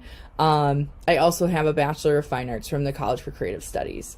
And additionally to all of that, I am a founder and curator and artist for the Silver Water Collective, which is a group of 10 women photographers across the United States and Canada that all work in fine art photography in different ways. So if after this presentation you want to check us out, you can take a look at our social media links at the top. So I wanted to start this recording with the hilarity of that I went deep into my external hard drive and found some of the first Lens Baby images that I ever took. These are from mid-2006, which is when I was about 18, I believe, 17, 18 years old. I had just graduated high school. This was my first DSLR. I had a Nikon D200. Don't come at me, Canon people. But, you know, that's what I was shooting at the time. And I was playing around with a Lens Baby 2.0. And when you take a look at these images, you can definitely see that I had a little bit of a vision, I guess I would say, in that I was really very purposefully playing with color. But let's talk about what it really is. I'm just exploring around my house, right? I'm just taking pictures of little plants on the outside of my house. The color choices that I'm choosing, although they kind of go together, they don't necessarily go together. It wasn't like I was being incredibly thoughtful in why I was choosing each color. I was really just, you know, testing out the capacity of what my camera could do. At the time, my camera was brand new and I wasn't really sure how to use it as well as I could have. And also the lens, I was playing around with what the Lens Baby 2.0 could do. And I was really excited to try things out, but I only just wanted to play. I was additionally playing around with Photoshop without any real purpose at all whatsoever. I was just kind of like, okay, let's see what we can do with this and let's go from here, right? And of course, by no means am I saying that this is a bad start. This is just the beginning, right? And so whenever I think about photography, I like to think about this quote from Wynne Bullock, which is, when I photograph, what I'm really doing is seeking answers to things. And I think that that's ultimately what I, as a photographer, am often going for. I am chasing questions. I'm searching for answers. And I want to use photography as the best way to find those answers. And our goal, ultimately speaking, right, is to evolve. And so, of course, I went on the dictionary because I wanted to know actually what evolve meant. And what they said was to develop gradually from a simple to a complex form, which I feel like is a really beautiful way of thinking about this. The idea of evolving from a simple idea to complex ideas is beautiful. And we as photographers should often be pushing ourselves to do that. So how on earth do we get from there to here, right? How do we go from just fiddling around, taking pictures of little things outside of the house, or just bringing our camera from place to place and just seeing what we can find, to taking photographs that mean something, that are purposeful, that we're purposeful in what we're doing, and we're pushing ourselves the entire way. So the way that we make this happen is through the idea of thematic projects.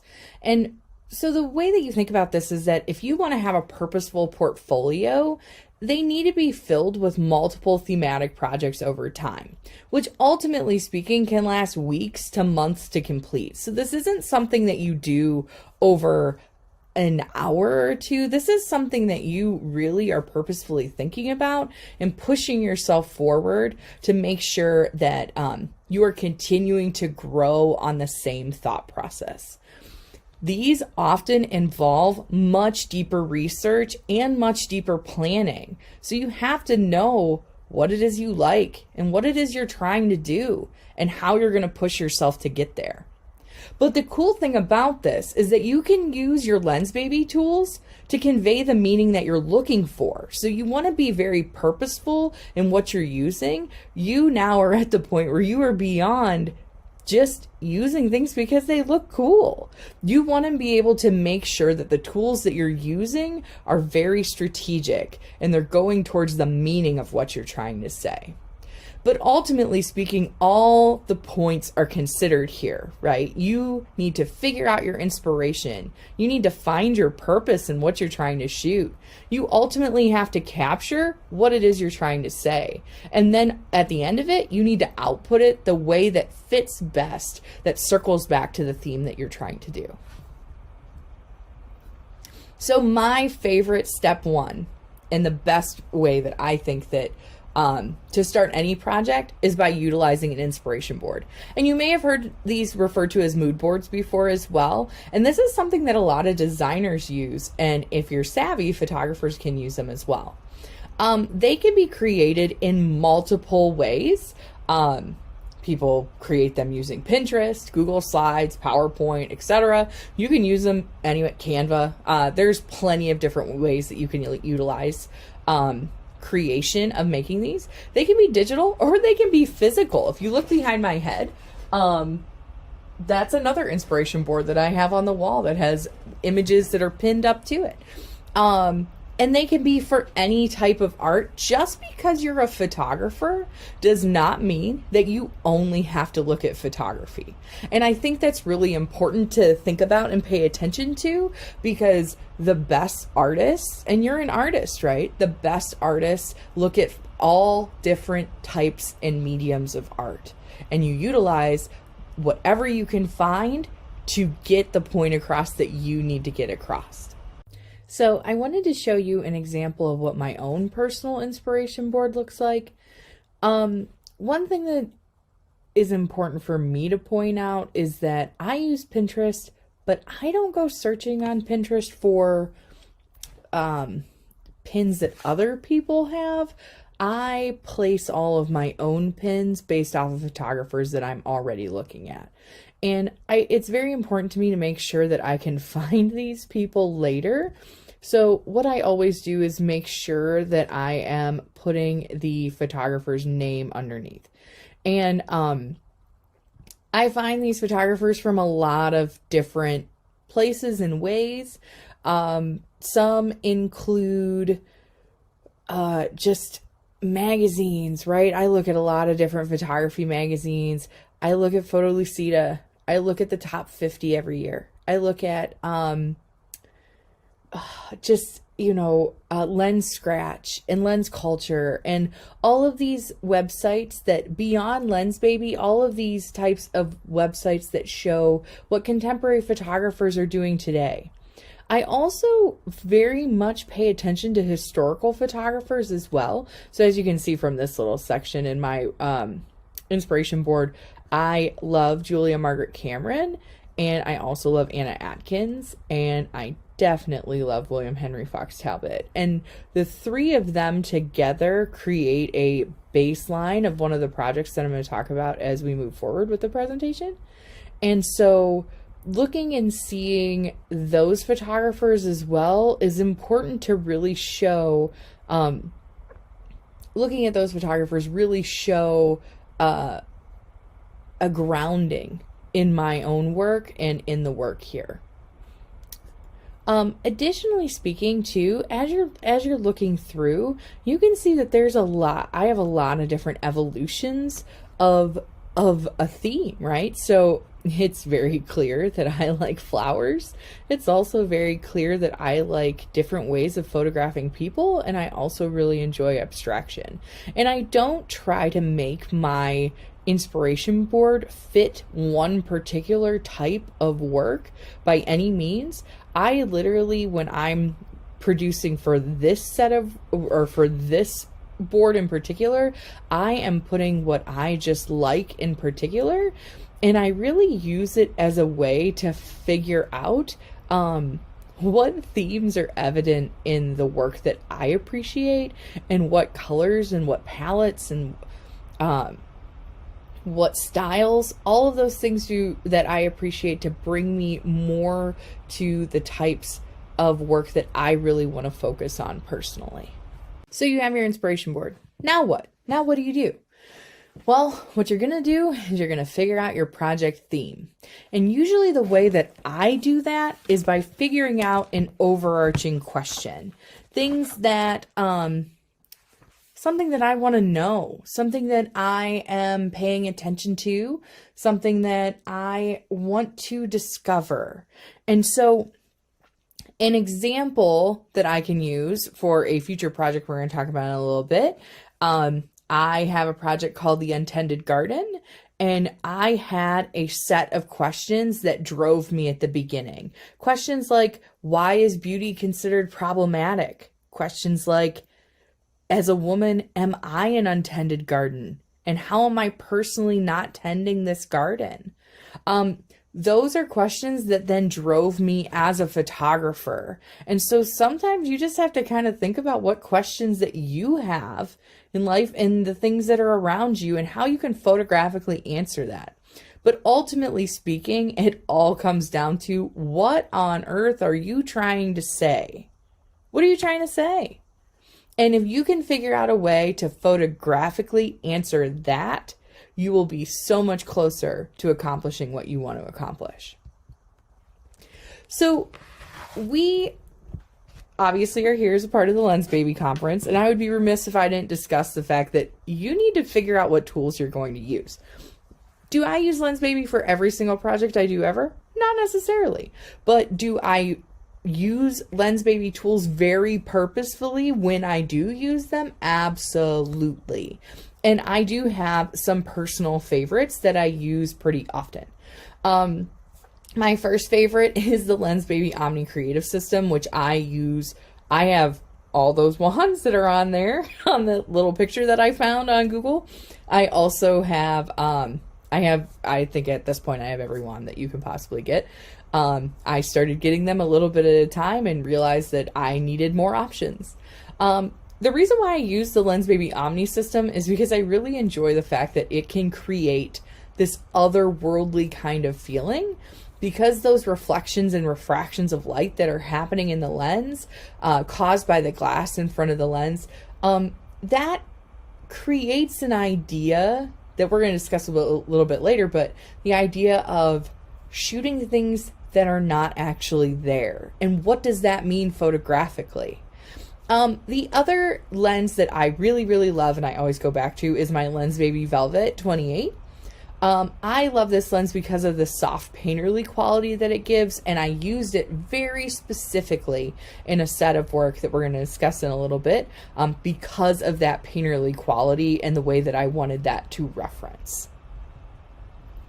So let's talk specific projects, right? I have 3 projects that I'm going to discuss in this particular presentation, and each one kind of feeds into the next. These are projects that I started making within the past 2 years. So yep, these are all starting 2020 on.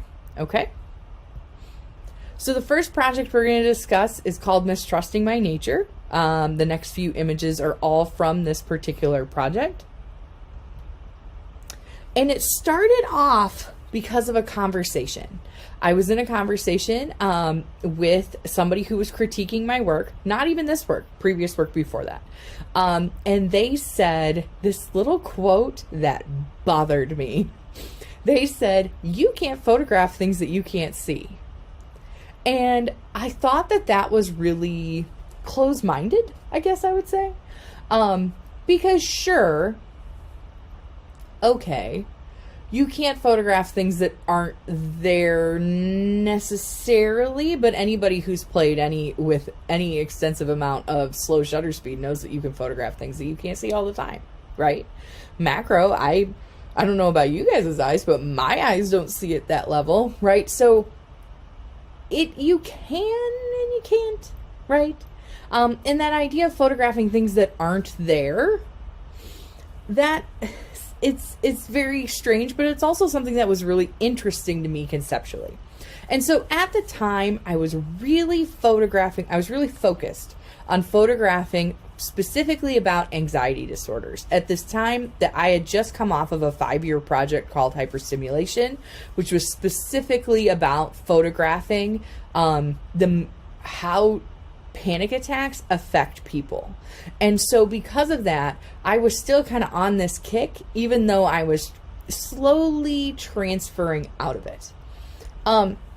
So in this particular set of work, I am focused on the idea of derealization, which according to WebMD is a mental state where you appear detached from your surroundings. So it's this idea that objects may seem too real or not as real around you.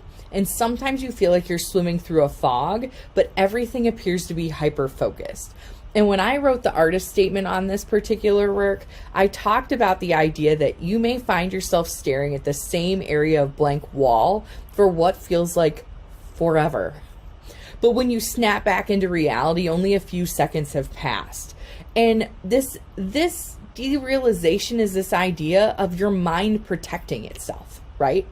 And so this feeling will eventually pass, and maybe some of you know what I'm talking about, and eventually the feeling passes, you go back to normal, and the world will speed right back up. And so what I was doing when I was looking at this particular set of work was that I was using that Lensbaby OMNI system specifically to try to photograph that weird state of being hyper-focused on something, but still feeling hazy and foggy around it. And that feeling that nothing is quite real. So I'm shooting this all Nikon D750, so full frame. I am using the Lensbaby OMNI system, but specifically the Lensbaby OMNI system with the color expansion pack, because at the time, those two crystals were my bae. In my editing techniques, you'll probably find this a little bit surprising considering all the color that's in these images, but I did not edit these for color. I did not push them for color at all whatsoever. I literally did some very slight adjustments to the exposure and called it a day. And so these images were very purposefully shot in a way that pushed the boundaries of what I felt like photography could be. Additionally, let's talk about output. Okay, output's your last step. It's step 4, right? If we looked at our little steps that we were talking about.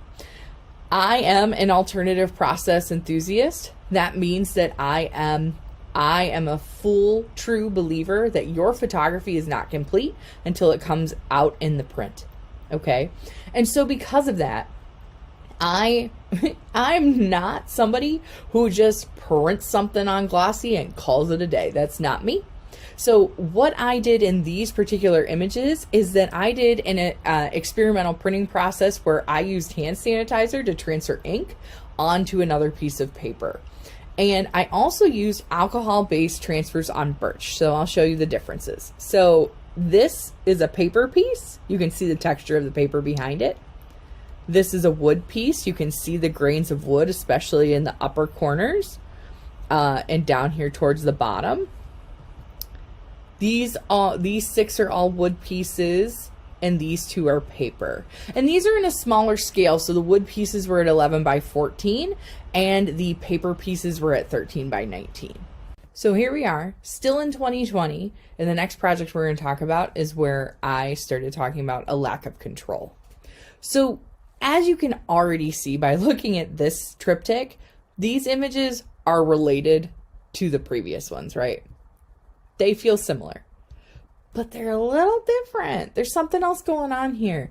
And these images were obviously an extension of the previous project, but this started being a discussion of what I felt like was control and how I felt like photography played into that. So these images were shot while I had an artist residency at the Siren Detroit, which is a hotel downtown. During the pandemic, they were allowing artists to just come and stay there, which was beautiful. And so I was shooting Detroit architecture and Detroit textural elements using the same methods that I was shooting with Mistrusting My Nature. But I was doing it for a little bit of a different reason. I'm still using Lensbaby Omni. I'm still specifically going color expansion pack with it. But as you can see, this work is has a different vibe, a little bit bolder of a vibe, a little bit more pushing boundaries of a vibe. And so my artist statement with this was really discussing about how I've spent my entire life trying to control every single little thing around me, often very much at a great detriment to myself, except for photography. And that the only space that I allow things to be and that I push myself to break those boundaries is photography, because I'm often chasing the idea of a lack of control in my work. So as Lensbaby photographers, I feel like you guys will understand this vibe, right? This idea that any photography that's like too perfect, too particular, too measured, that's uninteresting to me. If you want to have a conversation with me about your camera and how many megapixels it is, I'm sorry, love y'all, but I'm not interested, right? I'm interested in pushing those boundaries and what I can make my camera do that maybe somebody else can't quite figure out. And so because of that, I'm really interested in that idea of like just trying to figure out new methods and trying to be a little bit Bill Nye with a set of experiments, right? And so this work was very, very, very specifically about abstraction, because I wanted to make sure that I was, as I put it in my statement, I was chasing a world less mundane than the one that I occupy. And I feel like that is a really interesting thing to think about, right? That my photography then lives in a different space than the one that I live in, right? So as far as output goes, right, we're still in the same vibe. We are just doing slight exposure adjustments, just a little bit. Those colors are straight from the Omni, and those colors were very much on purpose. Okay. Additionally, I'm doing an alternative process again. I am doing on this time alcohol-based transfers on wood. So similar to the birch transfers that I was doing before, this is also birch, but I'm doing these at a much larger scale. So each one of those little panels from the diptychs or triptychs is 16 wide by 24 tall. So you can multiply it across. So each one of these is 24 by 32 across, which is much bigger, right? Much bigger, much more in your face, much more present. And I had a show of these and they were very in your face, bold and beautiful and pushing boundaries. And that was the purpose of this work, to draw that attention to this type of process, this type of work, and this way of working as a photographer. All right, y'all. So I'm giving you a little bit of a sneak peek. Well, maybe not that sneaky, but so we've hit the point to my current work, which I started in 2020. So all of that was happening in 2020. A lack of control ended in August. And by the time I hit about October, I started the Untended Garden. And this work started literally because I was watching an artist statement, in artist talk, I'm sorry, from a couple of artists, and they brought up this idea of untended gardens gather dust. And I had this visceral reaction, right? And I thought to myself, well, am I an untended garden? As a woman, am I an untended garden? As a woman in my 30s, am I an untended garden? Right? And so I wanted to find a way to use that metaphor of a garden to represent my coming of age as a woman.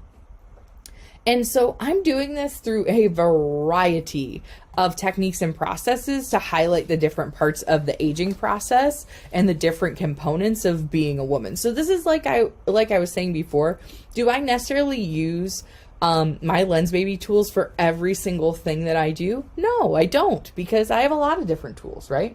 And so am I using the Lens Baby for every single bit, or Lens Baby items for every single bit of this project? No, I'm not, but I am going to particularly highlight the images that I am using Lens Baby for. Okay, so in this particular project, I am using the Lens Baby Velvet 28. I'll show you which ones I'm doing that for. I'm also using the Omni here as well. I am using the mirror wands, which are new. And I'm also using the prism wand. So if you look in this image, the image on the left is using the prism.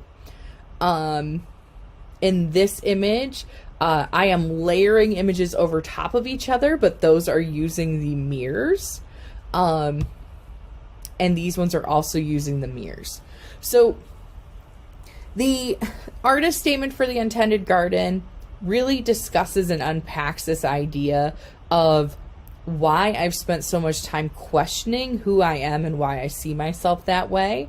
And so my goal is to pair both self-portraits, which are coming up in a second, and experimental abstract imagery, which you see before you, as a way to process through all of these different types of ideas.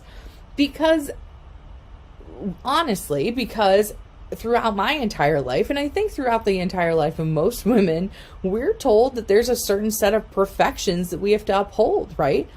And many of those ideas of what it is to be perfect or what it is to be an ideal woman, those clash with what I believe. And so because of that, I really wanted to explore this fracture of thought. So that idea of fracturing, that's what's coming into play here with these particular images. I'm purposefully layering things over top of each other to play with that idea of fracturing. I think it is important to say too, just as one little mention, rarely do I ever just let the tool be the only thing that happens in an image. So when you look at these particular images, yes, I'm using the mirror wands, but I'm also layering and I'm also playing with color and I'm also doing some other things too. I'm rarely just having the tool itself be the only thing that's happening there. And so that combination makes it, takes it away from being about the tool and takes it more towards being towards the idea. So that's something to consider. So these images are using the Lens Baby Velvet 28, and these are photographs of me that then I am doing a alcohol-based or hand sanitizer based, which is alcohol-based, right? Inkjet transfer process onto paper, which is creating these painterly lines that are in the image. And then I'm placing flowers over top and re-photographing them because I wanted to create this idea of symbolically putting space between myself and the viewer, right? I'm also, though, very purposely photographing parts of me that I don't like, as a way for me to reconsider and reevaluate those parts of me and understand why it is that I don't like them and maybe appreciate them a little bit more. But I'm also using these flowers and the garden in general because I see that there is a comparison here, right? So gardens operate in cycles. There's seeds, there's beginning growth, roots taking hold, stems and leaves reaching high, different flora, and then eventual death at the end of the season just to repeat again. And to me, photography works in a very similar way. There's that initial idea, and then there's that capture of light, There's making your aesthetic choices. There's coming back to the materiality of the physical print. And then you have new thoughts. And then you come back to it and you just keep cycling back through. And every single time that you're doing that process, you're pushing that idea further and further, just like a garden pushes itself further and further through. So, y'all, this is my thesis work, right? And so because of that, am I done? No. Soon I will be done. End of this school year, I will be done. Be graduated. See me crossing fingers, right? Okay. So because of that, am I done in particular with all of these images? With the ones that show texture, yes. So these ones in particular, I am done with these ones. But the images like these ones, I'm not necessarily done with them yet because I haven't considered how I want the print. I'm considering fabric right now, but I'm not 100% sure, because in my head I'm thinking about how I want the exhibition to go, and that's a huge part of this process and conversation too. If you're making work a solid body of work, guess what, boo, you get to exhibit, right? As long as you figure out a person that you want to, a gallery or space, or find somewhere to show, you'll have enough work to do so. And so when we talk about the output with the Untended Garden, I am editing color very, very purposefully here. I'm choosing this color because I wanted to have the girliest palette ever. Okay? I wanted people to see this work and go, oh, that's pretty. Because I wanted it to have that beginning to then sneak through and have this serious conversation. So I am still doing alternative experimental printing process techniques. These images, like I said, are hand sanitizer on paper with then flowers placed over top and then rephotographed. So the initial images are 16 by 20 that I then rephotographed, but now I can print them as large as I want. And I definitely have some thoughts and ideas towards how large I would want them to be. And like I said before, I'm still formulating a lot of my other choices. So you may think when you're looking at this, like, hey, Mara, every time you photograph, it's just dead serious out here. Absolutely not. Absolutely not. Because at the end of the day, I still have to play, right? I still have to think about this in a way that makes it so that I still learn new things. So this image, and there's a couple images from this, but I really have only shown one so far. This is when I got the Lens Baby Obscura and I was playing around with it. And that's my best friend. We were out at a botanical garden in Detroit on Belle Isle, and we were just playing around. And when I tell you that I was so frustrated this day, only because I was just tinkering with this, I couldn't quite figure it out. And then all of a sudden, something magical happened, and this image happened, and it was beautiful, and I was so excited. And so now in the back of my head, I know what this type of work looks like, and I'm thinking, okay, how can I use this in my next project, or what I'm potentially playing with next?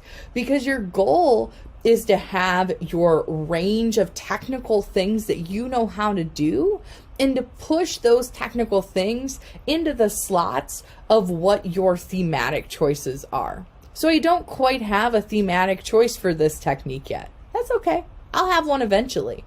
But as it stands right now, it is something that's cool for me to play around with, just for beautiful singular test images.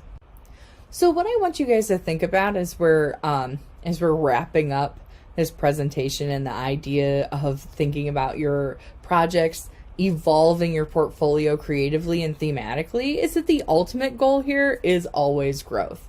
So this image is just one of those little images from 2006 of just a little flower that I found outside. And when I look at this work and then I look at the work that I'm shooting now, I can clearly see the difference in what I'm doing and how I'm pushing those boundaries creatively. Because ultimately speaking, you need to just push your work on to the next level. You don't want to be in a rut. You want to be pushing yourself further and making it so that your work is the best that it can possibly be. Because ultimately speaking, we're all right there on the cusp of something truly beautiful.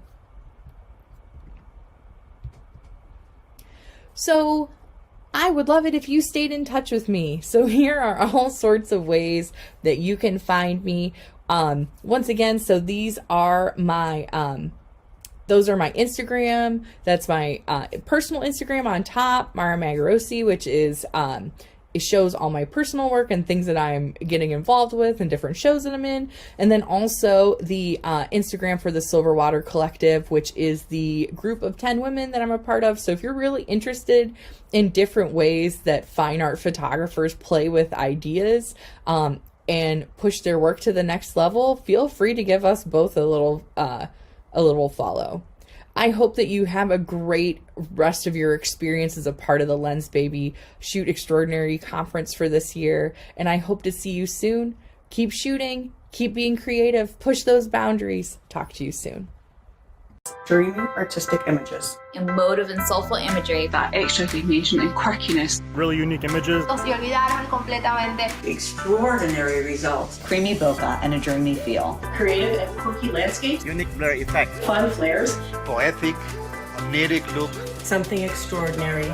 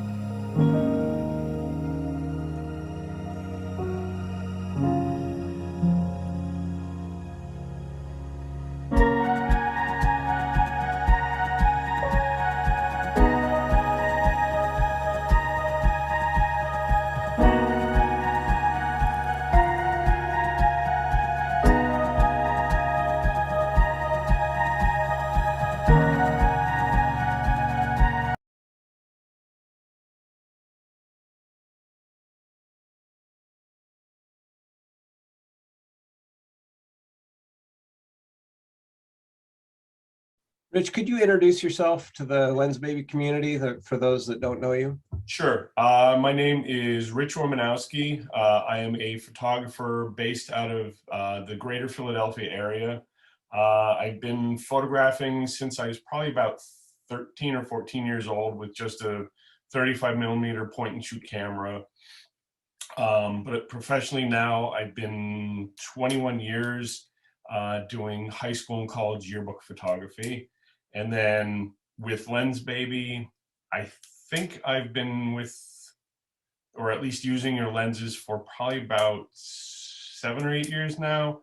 And I saw a picture in a magazine way back when there were photo magazines of a miniature baseball game. It was shot from way up in the stands. People were tiny. I'm like, oh, that's really cool. I had no idea how it was done. Didn't know Lens Baby existed. Did some research, tried some different cameras or different lenses. Nothing worked. Then I go to camera shows, use stuff. So I picked up a Lens Baby. I'm like, okay, I'll give it a shot. I think it was a Scout with a Sweet 35, and I actually didn't like it. I didn't know what I was doing. I didn't know, and I don't think I was on Facebook or anything at the time. So I didn't know there was a community of support for Lens Baby and to show that, okay, blurry stuff is okay. I don't think I used that lens for more than a month or two before I wound up selling it back on eBay. And I tried other stuff, and then I think might have been the Edge 50 was my first official Lens Baby purchase, and Composer Pro, obviously, and did a little research, found some images. I'm like, oh, okay, I'll give it a shot. And since then, I've just been hooked. I think now, or in fact, just last week, I got a used twin glass and I think it's the wide angle adapter that was one of the original Lens Babies when it was IES and not just Lens Baby. So yeah, that's a collector's item. That's right. Best $9 I've spent so far for Lens Baby. Really? Otherwise, I think I have 10, 11, 12 lenses. I lost count. I might pick up another one because I need it. Not really, but I'll buy it anyway. So your journey took you as a photographer from a point and shoot camera starting in about what, 8th grade? Yes, yeah, definitely. Into a space where you were more interested in kind of branching out from at that point a career already well established as a photographer. What made you said you saw some baseball game that had been miniaturized. Was that obvious? Like you didn't know Lens Baby existed? Nope, I had saw no idea. This tilt-shift lens? In fact, I thought it was perspective control lens. Right. Nikon's got them, Sigma's got them, and Canon's got them. So I picked one up at one of the camera shows that I went to, and found out it really didn't do much of anything. So it was you got a tilt shift lens first, and that wasn't good enough. No, not at all. It did a little bit, but it didn't give the perspective I was hoping to have. Interesting. And even way back when I was with the 35mm point and shoot, I'd experiment. I would try any film. I would try different exposures if possible with a point and shoot, different processing. I would shoot slide film. I'd have it cross-processed. I'd do prints from that. I would scan stuff. And even I would use color infrared slide film, which was very, very expensive, very difficult to use. Did a lot of reading on it, lots of fun. The lab, I think there was only 1 or 2 in the Philadelphia area that would process it, and they hated every time I came in because it had to be hand processed. Right. Yeah. You can't. No machinery, no nothing. Right. Yeah. There's too much leakage in all those machines. Well, it's not just linkage. It's something with an internal sensing light in the processing machine that it would just automatically fog the film. Right. So to hand process infrared slide film, probably not fun. So you were changing your film in a black bag if you had to change it, or just changing it at home. Yeah, or in a completely dark room, towel on the crack of the door, stand there for a few minutes, make sure there are no light leaks, and then throw it in the I've been there. Yeah, I shot a lot of infrared film back in the day, and it's fun. And there were 2 or 3 different types. Kodak had 2, and then eventually Ilford came out with a black and white they had a black and white infrared, and then I think they had something close to a sepia toned film too. So what I'm hearing is that you have been like eager to try new things, like for a long time, like since that point and shoot. Yes, with Lens Baby, you could experiment with anything. And so when you've been doing this, because we're talking, I want to ask you about the aspect of the motivation of fear. Our mission statement is we empower artists to move through fear to discover extraordinary creative freedom. And that I'm thinking about, like, most photographers would think, oh, I have to load this in a completely dark room. It might be completely fogged by the lab. The lab's going to be cranky with me when I get there. All of these things are layers. Terrifying. Yeah, and you have no idea what you're going to get until you get there, because the film sees something different than what your eyes see. Exactly. And even starting out professionally, I would do weddings for friends. I wouldn't advertise. It was word of mouth, friends of friends. I did maybe a half dozen or so, and a few of them were on film to start. And talk about terrifying. Because I know my exposures, I know what I'm getting, I don't know what it looks like. So obviously then you tend to overshoot something just to make sure you shoot a roll of film for one image. Now that everything's digital, it's so much easier. There's experimentation. You don't have to carry 5 different speeds of film, going from 50 to 1600, going, oh, now I got to change half a roll because I'm going inside. I need 1600, but we're still doing some photos outside where it's really bright and sunny, or in shadow, I have to throw in a 400. Now, digital cameras go from, I think the lowest now is like 50 ISO up to outrageous 250,000 ISO, which isn't it crazy? I don't understand why that even exists, because where on earth are you going to use that? Well, if you've tried them, you know that it's mainly marketing. But But to be able to shoot at 50,000 is crazy. But okay, so the highest I've had to do so far is about maybe 32.5. So I want to go back. Like most of our users are used to, whether they've shot film or not, and had to face these issues of not knowing if they have the job in the bag at the end of the day, or having to change film, or have an extra camera body, or all of the things that came with shooting weddings. As a photographer that hasn't shot a ton of weddings, you said you were terrified. Talk to me about that terror, and it's when just did it subside?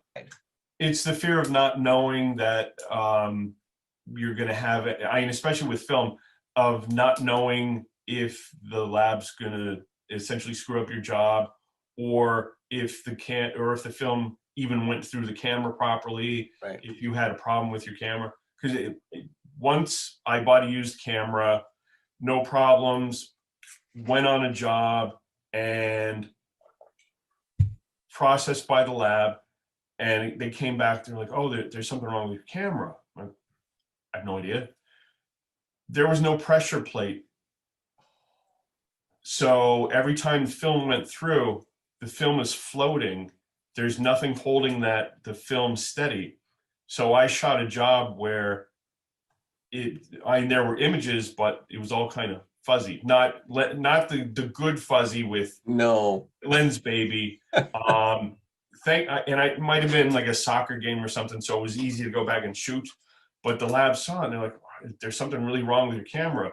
And I looked at the camera before I bought it. The store that I got it at, they said, oh yeah, it's fine, there's no problem. They didn't even notice that the pressure plate was missing. So, and for those of you who have no idea what a pressure plate is, way back in the film days, when you open the back of the camera to pull your film across, there's a little plate that sits on the back of the door that when the film advances, it holds it steady and flat. And that was missing. So essentially my film was floating and it had movement within the back of the camera. Yeah, I mean, that'd be something to play with for special effects, but like you said, it was not a good fuzzy. No, not at all. No. And that informed, I'm sure that informed your fear later of all the things that could go wrong, and yet also something that you could put aside and say, okay, well, I know to check for that. And now it's experience that, okay, right. That was a bad experience. I've had other things happen. I've had lenses break. Once I was all set to go for a football game, had my second camera with my long lens on the back of my truck. I thought it was secure. It wasn't. Boom, right onto the ground, and lenses are made to separate at the connector so it doesn't damage the body. Did exactly what it's supposed to do, but not right before a football game. I didn't need that. So yeah, I still got what I needed. I just had to work a little bit harder with different lenses, get a little bit closer, stand closer on the sideline, and depending on, in football games, you don't really want to stand close to the sideline, but sometimes you got to push the limits. So that had to be, and there was an aspect of fear there, and I'm sure you were energized to actually, figure this one out and do it completely new. I mean, it sounds like as you're talking about shooting with shorter lenses on the sideline next to, speeding football players. Yes, and dodging the officials and everybody else standing there. So. Right. How were your images of that? Were they? They were fine. Thankfully, it was a nice, bright, sunny day. The lens that broke was a 120 to 300. I have a 70 to 200, so that was enough for football, cheerleading, and everything else that was going on. But yeah, and thankfully that was digital days, so I knew I had what I needed. I didn't have to worry about having to go back and try and explain why I didn't get what I needed with film. And well, I mean, and it sounds that your experience had prepared you to have some substitute equipment that would be, good enough if the other ones goes out. Instead of changing rolls on a single camera at weddings, you've got a couple cameras ready, or at least a couple lenses ready. Yeah, and as a professional, you need, at most for a job, I'll carry one, but I know I have at least two more in the truck just in case, or depending on the event, I'll carry 2 cameras. In a very rare event, I'll carry 3 cameras, and that's usually a graduation or some big event where there's dignitaries that you're locked into one spot and you can't move, so you literally have to carry everything conceivable, not knowing that if you're going to even have the access, the range, because you can't walk into a graduation in a stadium and, okay, I'm going to go up to the stage. No, you can't really do that anymore. I did one graduation, University of Pennsylvania. Forget who the speaker was, but from the stage to where we were photographing from was probably about 150 yards, if not a little bit longer. And there were photographers that showed up with maybe a short Zoom thinking, oh, okay, I'll get my images and I'll be out of here. And I'm sitting there watching them. And I'm like, you're probably not going to get much of anything, or you're going to really have to zoom in, use your DX crop in camera, and then kind of keep your fingers crossed. Where I'm just over experienced from years and years of doing it, carry everything. As cumbersome as it is, I've gotten to the point where I'm happy with one camera, one lens, a flash if needed. I'll be fine. Something like that. Carry it all. If you're not going to use it, that's fine. So Rich, we're talking about your professional arc, but you also do a lot of street photography. You do abandoned structures and abandoned. Yes, that's my happy place. Yeah, and so talk to me about like street photography. That takes some bravery to be shooting people that you don't know, and sometimes the crazy thing is, I photograph people on a daily basis for high schools, colleges, and all that. My personal work, other than some street photography, I try not to photograph people. I don't pose them well. I'm awkward when I have to say, okay, let me take a picture, and they strike some pose. I'm like, that's not what I needed. Street photography, depending on where you are, you could stand in one spot and disappear. Occasionally for work, I have to go to New York City. I'll do my assignment, and then I'll just walk around for an hour or two and stand in one spot. New York City, you disappear. No one cares. You've got a camera. Other people have cameras. Everybody's got a cell phone now. Everybody's taking pictures. You just blend into the background. When you first started I don't like to interact. And I've read articles, I've seen other people's work where they say, okay, I'll talk to people, I'll pose them, I'll move them a little bit. And like, okay, yeah, that's street photography, but then that's portrait photography where you're saying, okay, strike this pose, do this for me. I will just stand and watch people. Do you find, see what they do? What was that? Okay, did you find early on that there was some anxiety about photographing strangers? Definitely, because all it takes is one person to not like them having their picture taken and be confronted, and I'll be like, okay, I'll delete it, and that's fine. But it's that confrontational that I can't deal with. So that's why I'll stand with my back against the wall, just watch people walk by. And if people make eye contact with me, depending on their face and how they react to me, I'll be like, okay, you don't get a picture. Other people they don't see me. I grab a few pictures of what I need, and I'm good to go. So in that situation, there's a constant kind of navigating of, do I want a confrontation here? Do I exactly? Is there a connection that I could actually make with them, but I'm not going to pose them? And so you found an equilibrium between the anxiety of photographing them and the what you're there to see and what you're after.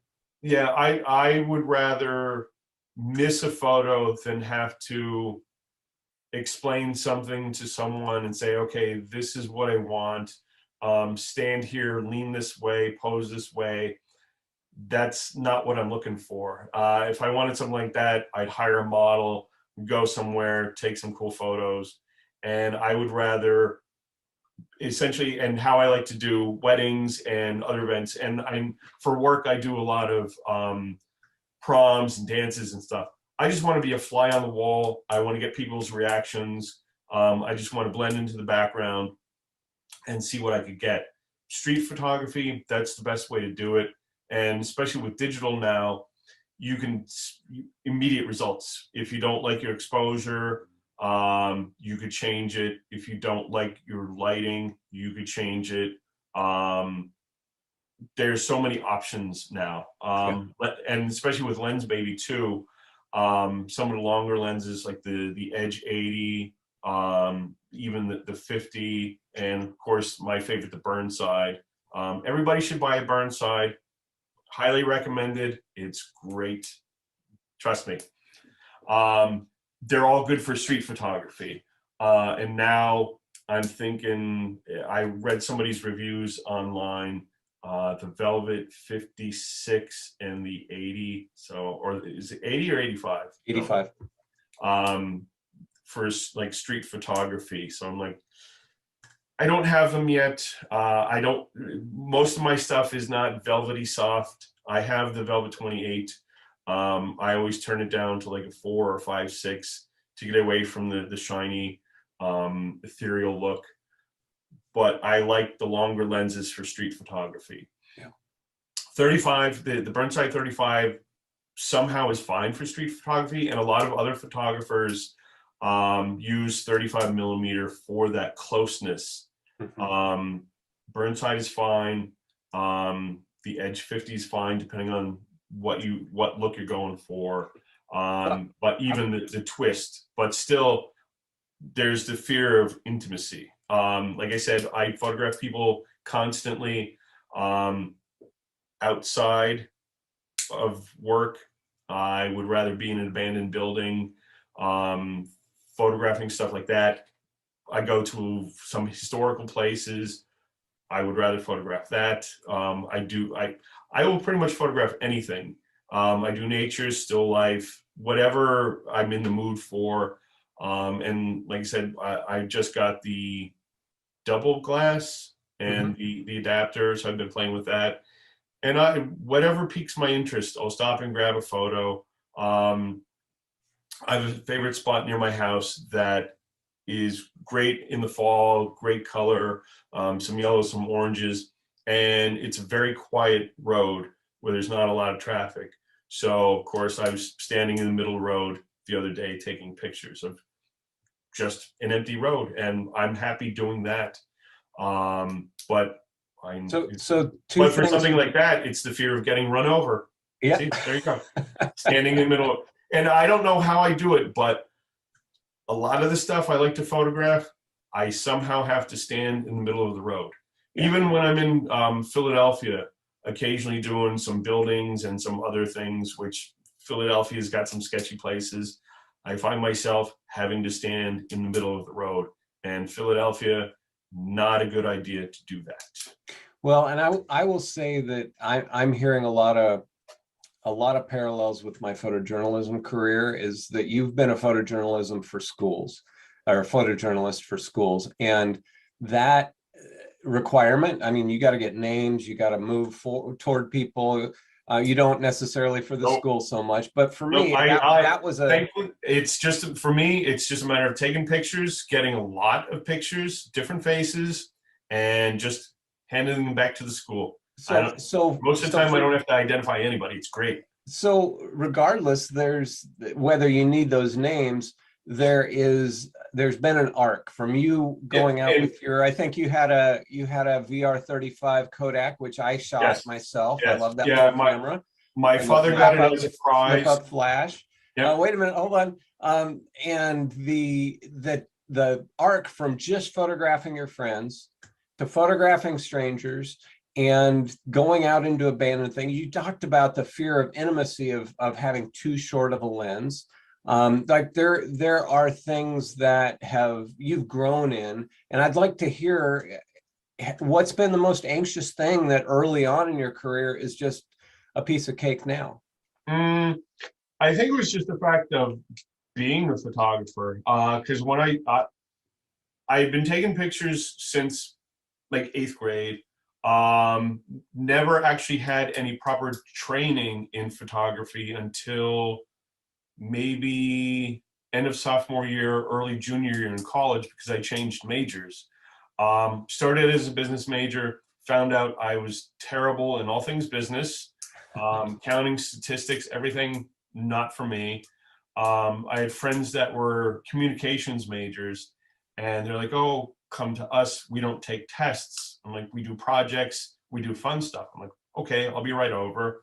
But I had to interview with the head of the department in order to get into that major. So beyond that fear, because I wasn't good in science, beyond that, I didn't know what I wanted to do. And okay, photography, maybe I could do something like with that. I did some desktop publishing, I learned that. But I stuck with photography. I initially had one class in the darkroom where you learn how to process black and white film, do your prints and everything. And I really caught on quick to that.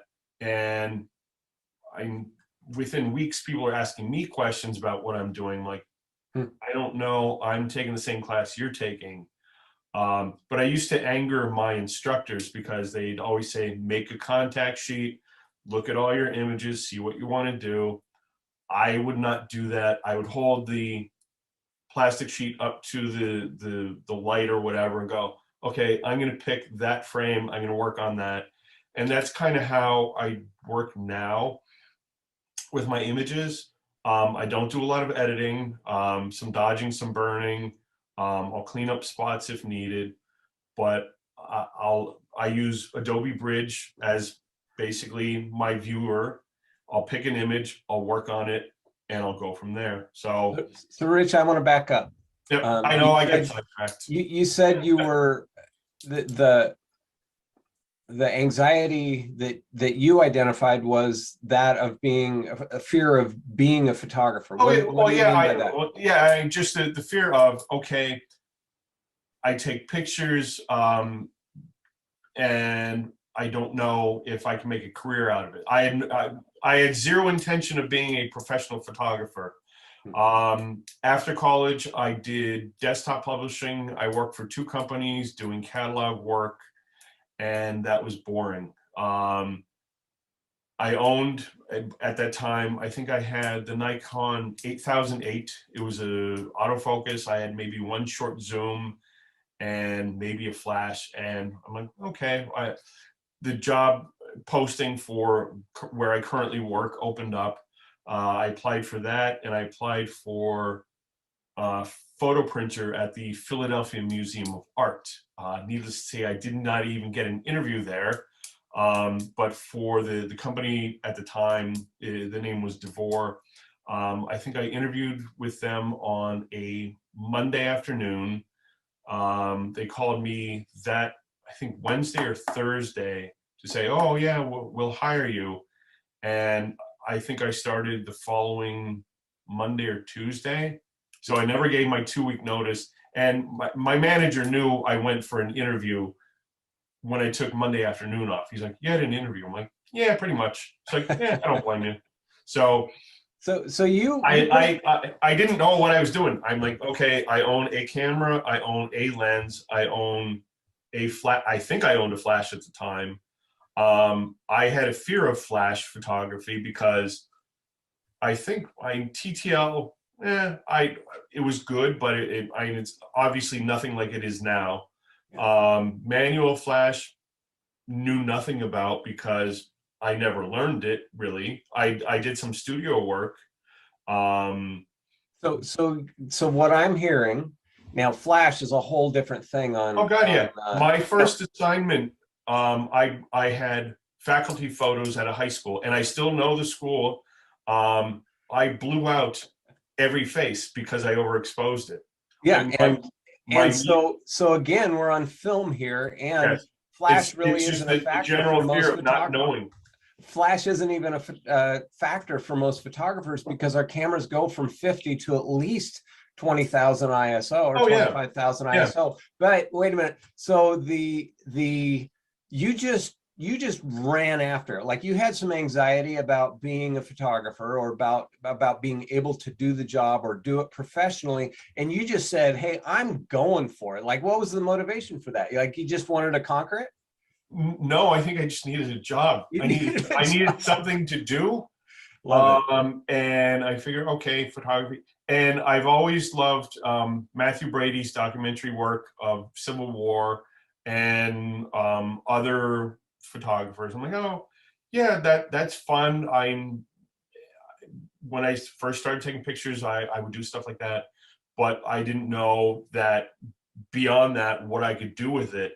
And I'm like, oh, I guess it's almost like a day by day. Like, okay, I have my assignments. I go, I do them. Since I didn't hear any negative comments on the image I was sending to schools, I'm like, I guess I'm doing okay. Yeah. So 21 years later, I'm still doing it. And now that it's digital, it's so much easier. One camera card, it gives me an option of 3,100 photos. Crazy. If I fill that, I've done something wrong, because no one needs that many photos for a soccer game. But like personally, I don't go out and shoot a lot. I'll grab a few images here. I've gotten to the point where I know what I like. I know, depending on the mood or where I am, what I'm going to photograph. Or when I was laid off because of COVID, technically I was still alone. I was just happened to be driving in my car, out taking pictures, not dealing with other people. I would just drive around to see what I could find. I would try and go to different places, because with work, my territory is within 200 miles of home. So I've been on many roads, some usually stick to the highways, but this gave me the opportunity to just drive around and find anything and everything. I'll photograph abandoned buildings, churches, anything. Some days I wouldn't find anything. I'd be like, I like that, but the lighting's not good. Sometimes my subjects, it's not about the subject itself, it's the light on the subject. And I'll have my bag of lens babies. I'm like, okay, I'll try it with the Edge 50. Didn't like it. Maybe I'll try the twist for the background. And everything I photograph, wide open. I don't know why you bother putting apertures in there, Craig. They're not needed. Just shoot everything wide open. It's great. So I'll try, if I see a barn or flowers or something, I'll try different lenses. Some stuff I photograph, no one sees because I don't necessarily like it. Sometimes it's just an exercise for me to see what I can get out of it. I photograph nature. I'm not a good nature photographer. I get lucky sometimes. Other people, all they photograph is nature. People can go into a forest and see all these green trees and get a nice photo. And I'll walk in, I'll see, oh, just green trees, nothing here. So it's a matter of seeing differently too. Well, and it's interesting too, because some of those things, like the idea of being a photographer, that was something you wanted to be able to prove yourself. And Yes. And going into a forest is like, well, it doesn't matter that much to me that I don't see this. Let's go find something I do see. And it's a matter of basically it's trial and error. Because you buy a camera, you buy a lens, and you think, okay, I have the idea of I want to photograph people. Then you're like, oh, okay, maybe people's not for me. Maybe I'll try buildings. Maybe I'll try flowers, speaking of the abandoned buildings and the abandoned stuff, cars, whatever projects that are the images that you do, have you been in a situation where there was anxiety about being in this space and whether it was unsafe, whether somebody was going to kick you out? And can you talk about that real briefly? We got to wind things up, but it's fascinating. For all the abandoned that I photograph, no trespassing signs are kryptonite to me. It's the fear. Facades, no problem. If there's an open door and a no trespassing sign, and especially nowadays, you don't know who's watching. And all it takes is one phone call. And I don't want to deal with that. I'm fine not knowing what's behind that door. But then there's that little thing in the back of my head going, maybe it's something really cool, make a great photograph. Yeah. But it's the fear of just going into these places and not knowing what's there. I see a lot of images online. I know photographers that photograph abandoned that will go into and essentially trespass. And I'm like, yeah, it's risky. You don't know what you're walking into. You don't know who's there. But a lot of the places I go through workshops, they offer access. You may pay a small fee or a moderate fee. It goes to the person who hosts it and the property to upkeep the property, because I mean, somebody's got to pay for that. Yeah, I have no problem with that. I would much rather be safe and photograph these places than to go in.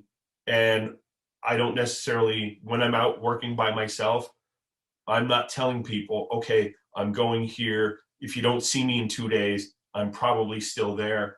If I go into abandoned property, something happens, no one's going to find me. And so that's a big fear. So I'm happy ignoring some stuff and not photographing them, missing some images, rather than the fear of, okay, getting caught somewhere, injuring myself where I'm not able to get help. So yeah, and so that brings up a good point, that a lot there's fears that are pointing us towards something that we really need to accomplish and overcome, and there's fears that need to be paid attention to as a warning sign to say, you know, I don't need to do that, because while I'll probably be okay, there's an aspect of you know, what is that going to cause me to miss, whether it's you know, from the inside of a jail cell or from, you know, injured or whatever it is. And so, or is taking this picture in this abandoned building, going beyond the no trespassing sign, is that image going to sell enough to post my bail? So yeah, I don't think it's going to work that way. Well, so it kind of comes full circle. I mean, what you've described as a career and a lifetime with a photographer, with a camera in your hand, that you have just kind of, whether it's because you were motivated to get a job and to get work, and plus, and even then and now with film and with digital, it's just experimentation, is trying different things, going, okay, I'm not good at flash, I'll buy a flash, I'll try some still life in my kitchen. So those are those challenges that you've taken on because you weren't good at it and you didn't feel great about it, and that there's a little bit of anxiety at the very least in there, but you have rushed in where many of us have feared to tread. And so I'm a trendsetter. Yeah, and so, you know, congrats on that, and good job in constantly moving yourself forward. And I got to say, as somebody who has worked in schools and newspapers, both in college and then while I was working in newspapers, going into a lot of local high schools, those things can be deadening, because you're shooting the exact same thing week after week after week and year after year after year. Yes. Yeah. And you have chosen to continue to do personal work and to keep yourself fresh and to be excited about photography. And that's awesome. The personal work is my savior and sanity. Because lately, in fact, probably for the last month and a half, I've done 80 hours a week, or a little bit less than that, and 12 hours a day, doing the same thing day after day almost. I always have a separate camera, a lens baby on it, and I'll try and stop and get at least 1 or 2 photos. I'll accumulate stuff for a week or two, then I'll edit it. So it's a little escape, it's a little therapy after. So it's fun. Well, Rich, I so enjoy hearing your journey and talking about you know, a lot of the things that you've chosen to do that many will not choose to do. And good I job. hope I was able to inspire someone today. Yeah. Yeah. You've Just inspired go me. out I and try appreciate something that. different. Yeah. And so thank you for coming on today, and thanks for being part of this community. Your images are fantastic, and your story is even better. So yeah, I have a lot more to edit. So look forward to my double glass images coming up soon this week. Hopefully, if I get a chance to edit, if I'm not at another football game. Can't wait. Okay. Thanks, Greg. Rich. All right. Have a good day. You too. Bye-bye. Bye-bye. That was awesome. Thank you. Yeah. I'll expect my check in the mail. Well, I've got a couple other collector's items laying around that I might drop in the mail to you. Don't worry about it. I get on KEH and find random stuff. Yeah. And they're very good quality used, and some of the stuff I'm surprised that they have. Like I said, I just got the double glass to that one. I think I got I think a year or two ago I got the pinhole zone optic, single glass, and some other one. Okay. Yeah, and the plastic. Actually, yeah, I think it was a plastic. Yeah. And mine, you can't really pass up the prices that they have either. Yeah, that's fantastic. Yeah, and KEH does a good job of making sure everything they've got is fully functioning. Yeah, and it's their rating system. They'll rate stuff like, okay, if it's good, it's actually excellent. If it's excellent, rated excellent, it's virtually new.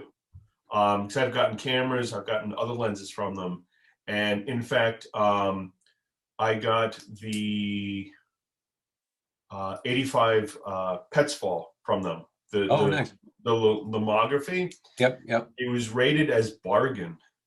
And I'm like, okay, it's going to be beat up, it's going to be scratched. Because of how the filters sit in, dirt gets in the glass. Got it. It's hard to see through some of the dirt in there. Wide open, it doesn't matter. Right. I shoot it at 2.2, and it's virtually a perfect lens for me.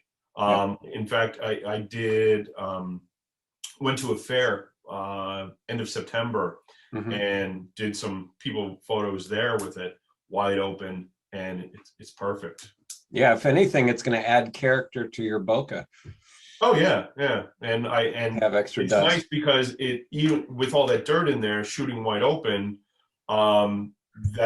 it's not going to show up on your images, so I don't have to spot it. Right. So that's great, and that's why I haven't gotten in obscura yet, because I've actually made myself a lens cap pinhole. Yep. My sensor's filthy, and I don't feel like taking the time to clean. And I have cleaning fluid for the sensor and everything. And there's another fear. I was cleaning a camera once and I scratched the sensor. Yeah. Right. Yeah. So that's why I don't clean often. I do, and I have scratched the sensor, but at Lens Baby we've got so many extra cameras around that I have lots of practice. But this kit, which allows you to see and go in, because you can go in with a lens pen, like they've got this articulated lens pen that so you can actually see the actual spots, and you can put it in the body and see what you're doing just to pick up a single piece of dust. Because that's my fear, is that I'm going to scrub that entire sensor 5-6 times until to get one piece. Yeah, and it says you're only supposed to do one pass in one direction. And and then you go and test it, and that little piece of dust is still there. So you go back and do it again. Right. And that's, I think it was the D700 at the time. Oh man, that's the best.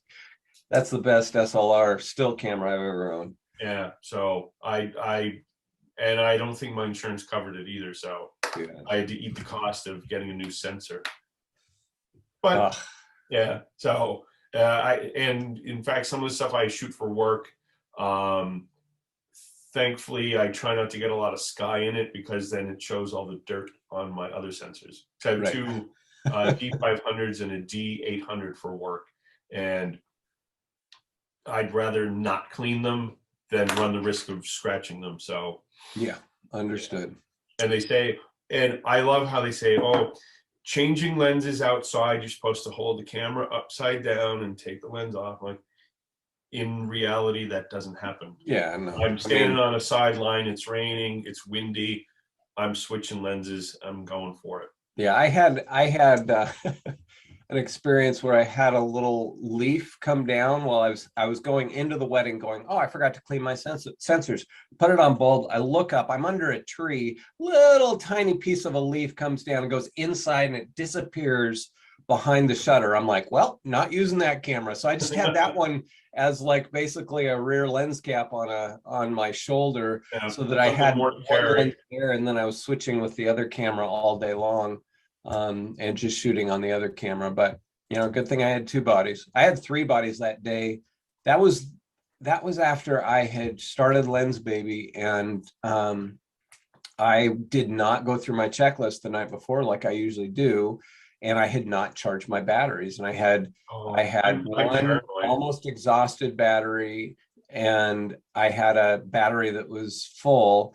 And I got to the end of the day, and thank goodness I had a point and shoot with me, because the last half hour of the reception was shot on the point and shoot, and I could pop the lithium ion battery out and put it back in my, I think it was D70, just to squeeze an extra image out. Squeeze another shot out of it. And so I kept being able to use the SLR that way, but I did a ton of the reception shots on a point and shoot. But that was when I said, I've switched careers, and I'm not fully holding myself accountable to good business practices in my photography career. Let's not take any more work. Yeah, and that I can't do weddings anymore, because I used to be able to just do them by myself and be fine. Yeah. And now brides see all this stuff on Instagram and Facebook and Snapchat and all these high-end images, and a lot of them don't realize that that's not your wedding day. That's a lot of it's posed, a lot of it's scripted. There could be 4 or 5 people just to get that image, and I don't like that pressure. Because, in fact, one wedding I shot, and they're very good friends. I've known them for 30 years now. Mm-hmm. I forgot to do the picture of the bride and the mother together. So yeah, those are the crazy making moments. Yeah, or the bride will give you a list this long, and they're like, oh yeah, I need you to get all this. I'm like, okay, but I can't go stand here and go checklist. I got a picture of Uncle Barry and Mary. It's impossible. That's why I said I like to be a fly on the wall. Yeah. If you want something, let me know. I'll get it for you. Don't hand me a list. Digital now, I'll shoot thousands of images. If I don't like it, you don't see it, I'll put it on a website, choose whatever you want, and call it a day. Yeah, and I, you talked about the anxiety around those early weddings shooting on film. I did not. Yeah, I can't see how I ever did that. I didn't sleep through the night. Idea. I didn't sleep through the night for the first dozen weddings I shot, and it wasn't until I got a dozen weddings in that I went, hey, nobody's been really upset. Most people have been, completely satisfied and over the top enthusiastic. And some of them, I'm going over to their house and they've got these big 8x10s on their mantle, and they're showing off my photography. It's not getting recycled at the end of the week, like my newspaper work, and all of a sudden it took on this, okay, I can do this. And the fear turned into confidence, and that gave me an edge, because especially with film, the barriers to entry to wedding photography were pretty substantial. Yeah, in fact, I interviewed with a few wedding companies, and they're like, no, that's fine. And I'm like, okay, I'll do a few by myself. I'll build up a little bit. And yeah, I would certainly love to do as a second shooter, just to go around, grab details, grab some basically fly on the wall reaction shots, not have to worry about getting the bride, the groom, the cutting of the cake and all that. Yeah. I think maybe 5 years ago, I was invited to photograph a wedding from friends from summer camp. And it was in June. I'm like, oh, June, it's our busy season for handshakes, graduations, all that. I'll never be able to get the time off. Can't do your wedding. So June comes along. I'm not scheduled for that weekend. Had I asked for the time off, no, you can't have it. It's our busy season. We have so many graduations.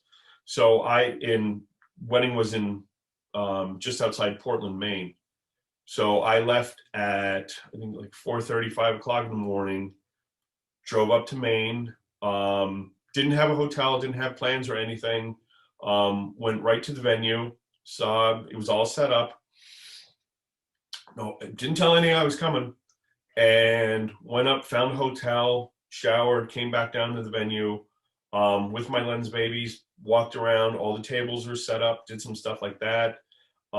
Eventually, guests started showing up. I'm standing there going, "Hi." And they're like, "The hell are you doing here?" I got an invitation. I didn't know if I was available.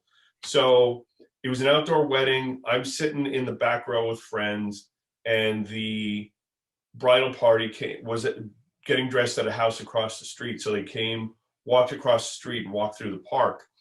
So I'm sitting in the back row, just waving to them as they're coming through, just taking pictures after picture. So I would much rather something like that than to be now the actual wedding photographer. Yeah.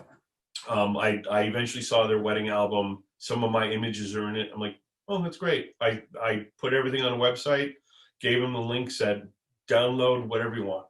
That's awesome. I'd rather something like that. Yeah. That's. But that's still, I'd rather get paid to do weddings, but that's fine. Yeah. I'll still do friends of friends and stuff like that. Yeah. Well, Rich, I appreciate your time this morning. It's always no problem. It worked out perfectly. Yeah. Well, good. Enjoy your day listening to podcasts and editing photos. Yeah. Oh, good. And good luck with putting this all together. Yeah. Thanks. Hope everything works out for you. All right. And if you need anything, let me know. Will do. Thanks, all right. Rich. Have a good day. All right. Bye-bye. Bye. Dreamy artistic images. Emotive and soulful imagery. That extra recognition and quirkiness. Really unique images. Se olvidaron completamente. Extraordinary results. Creamy bokeh and a dreamy feel. Creative and quirky landscapes. Unique blur effect. Fun flares. Poetic, oniric look. Something extraordinary.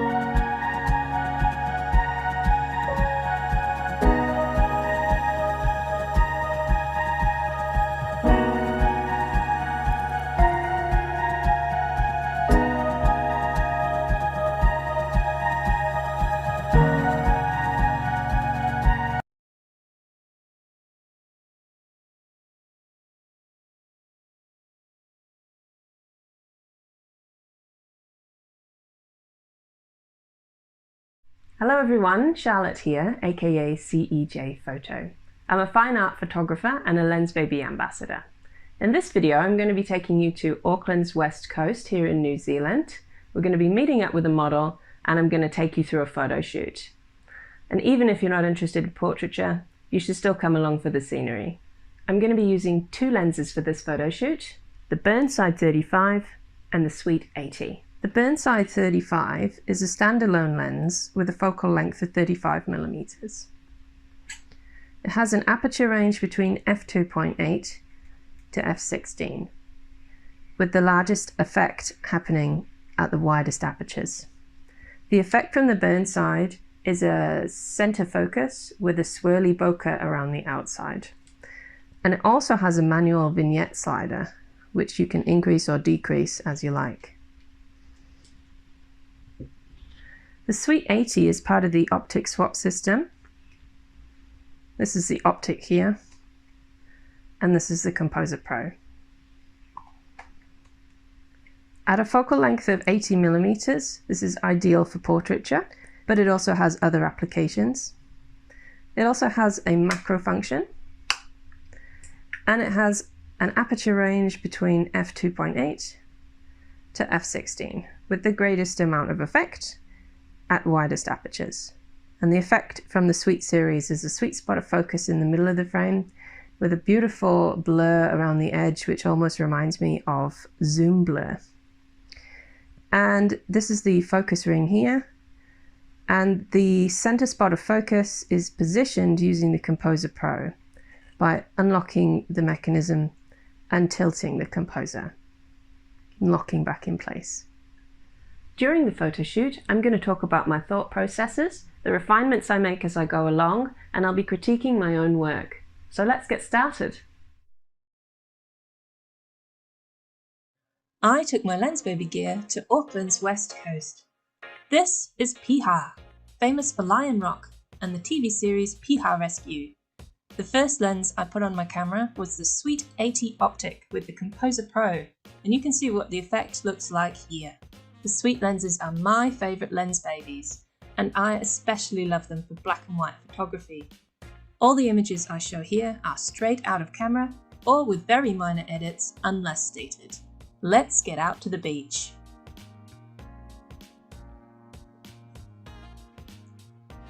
I'm here a bit early, so I'm waiting for the model and just using my time wisely to have a look for a good spot, some good light, and just find a place that's a bit quieter. The tide was out, so I walked towards the water on the lookout for interesting backdrops. As you can see, the early evening sun was still very bright, casting hard shadows. And I'm just heading over to Lion Rock. It's called Lion Rock. Over here. And I'm gonna check it out because it looks like it's got some pretty cool sort of sea mist hanging around it at the moment. So it might make for some hazy looking photos. I got a message that our model, Moni, had arrived. I've worked with Moni on many occasions. She's a very accomplished and professional model, which just makes my job as a photographer so much easier. You might recognize her from some of my previous work. These images were captured using the Lens Baby OMNI filters. So I just came across this little sort of bit of water kind of leading out towards the sea, and it's creating these beautiful patterns. So I thought if we put our model Moni sort of towards the back end of that, have these lines leading up towards it, that might look kind of beautiful, so we're going to try and do that now. When capturing a model from far away, I often rely on hand gestures to guide them where I'd like them to stand. At this point, we're all warming up to the shoot, finding the feeling and getting a sense of what works with the light. I often found myself shooting into the light and either capturing a silhouette or more like these images where the sky's very bright. But I think that high key look works just fine, and the Sweet 80 gives it a really dreamy quality. In this clip, you can see me pacing around because I'm trying to place Moni in the background, and I'll show you what I mean by that. In this shot, there isn't much going on in the background, and the line of the beach is cutting right through Moni's head. So I changed my position rather than asking the model to move. I also got down low so I could include more sky in the shot behind her. Looking at this test shot, you can see Moni now looks like a giant because of how I framed her and the angle I shot at. And the light's also not very flattering from that view. So I moved to get a better angle where I could see more light on Moni's face, and now I'm quite happy with the background. I can see from this test shot that Moni needs to turn her face towards the light. Now we have those things sorted, Moni throws out some different poses. I especially love this pose, but the hard shadows on her face are casting a bit of a strange shape, as you can see more clearly here in this close-up. I still need her to look towards the light to avoid her face being in complete shadow. So I asked Moni to try the same pose again, but keep her head level rather than lifting her chin. Straight away, Moni nails the pose and we've got a cracking image. You can see from this close-up that we've got an interesting triangle of bright light over one eye. And for me, the contrast of her against the background, the pose, the effect from the Sweet 80 and the monochrome treatment gives this image a sense of mystery and uncertainty, which I think really elevates it. I love showing my Lensbaby images to the models. They often look as if an edit has already been made, and this usually makes the models more excited for the shoot. What you see me doing throughout this video might look like a lot of faffing around, but I think it's the process of thought and refinement which helps separate a photograph from a snapshot. Whilst I'm setting up video equipment, my friend asked Moni to do some fun poses with movement. The dress Moni is wearing is beautiful, but it doesn't really work for this, as we quickly find out. Instead, I asked Moni to just hold up the dress. These shots are fine, but they aren't really the emotive images I wanted to achieve. I moved in for some closer shots, and these ones have a bit more feeling to them because of Moni's expression and the breeze catching her hair. Time to move on. We make our way towards the base of Lion Rock and ask Moni to climb up a small section. From here we have a very clean line between rock and sky, with Moni breaking it up. Together with strong sun and black and white treatment, I knew we would get some really interesting shots here. Moni gets into a strong angular pose, which is softened slightly by addition of a light scarf, and the breeze just catches her hair. I love the way the effect from the sweet optic brings you into the image. I like the way this stream is in the foreground and the effect the Sweet 80 has on it, so I composed a shot vertically to get everything in. Unfortunately, I don't feel that it works very well, because the light of the river is quite distracting and Moni doesn't have a lot of presence. There's too much in this image and yet not much going on. Easily rectified by moving in and changing my composition to a landscape orientation. So I stumbled across the stream and captured this, which I just think is so wonderfully moody. Moni's pose echoes the shape of the rock around her, and she looks like she's part of the landscape. Then things start to get a weird and ethereal feeling, so I lean into it. Moni then had the genius idea to throw the scarf over her head, which I just loved. Once I had my composition, I captured a few images as the breeze caught the scarf. I chose this one in the end because of that movement. This is the final edit from that shot. Super moody, ethereal, and just a little bit disturbing. Moni got down off the rocks and reached into her bag of tricks, pulled out some jewellery which she placed on her head. I asked her to scrunch her hair and put some angst into her face. Then she changed it up and we got this, which I really like, but I asked her to lower her chin just a little to soften the pose. And it's very similar, but yet to me, so much better. Here's a fully edited black and white version. You can see I've reduced the bright spots in the background and given it a slight crop. It was time to move on to our final planned location. Through previous trips, I knew that the sun would set in between a rocky outcrop and had thought it would make an excellent background for a model. I switched to my brand new Burnside 35, having never used this lens before, whacked the vignette slider up to max, and this was the first shot I took whilst Moni was making her way into position. I love how this lens has captured the haze, almost like I was using a diffusion or black mist filter. The swirly edge blur and vignette corral your eye into the center of the frame. I was a happy bunny and I knew we were going to get some awesome shots here. It was time to roll up my jeans and go wading. You can see I'm bending down because I'm trying to position the sun behind Moni's head. This is when Moni gets a little bit concerned about the waves splashing up behind her. For my first shot, I went for a silhouette look. Here's the original capture, and this is the edit. I've only lifted the shadows, done some color toning and a bit of a crop. I can't tell you how much I love this picture. Then I tried a high key look. To me, Moni looks like a siren or a sea goddess with these strong poses. Keeping Moni in the same place, I tried a few different angles which drastically changed the look and feel of the shot. I moved to a portrait orientation so I could get more reflection in the image, but then I lost some of the glow from the right. Trying to get that back, I cut into Moni's head with the line of the cliff in the background, so I moved myself a few steps until I got the best of both worlds with this shot. I always like to get a selection of wider and closer images, so I moved in. I suggested Moni hold the scarf above her head, which didn't really work. To me, she looks a bit too much like a football supporter. Here, Moni's beckoning us to join her in the ocean. I tried to grab some images from the other side, but I didn't like them, so I didn't waste any more time on it. Moni shifted into a different spot and we started all over again. She chose a much more relaxed and serene pose here, and it completely changed the mood of the image. Here you can see the sea mist blowing in, which made for epic effects.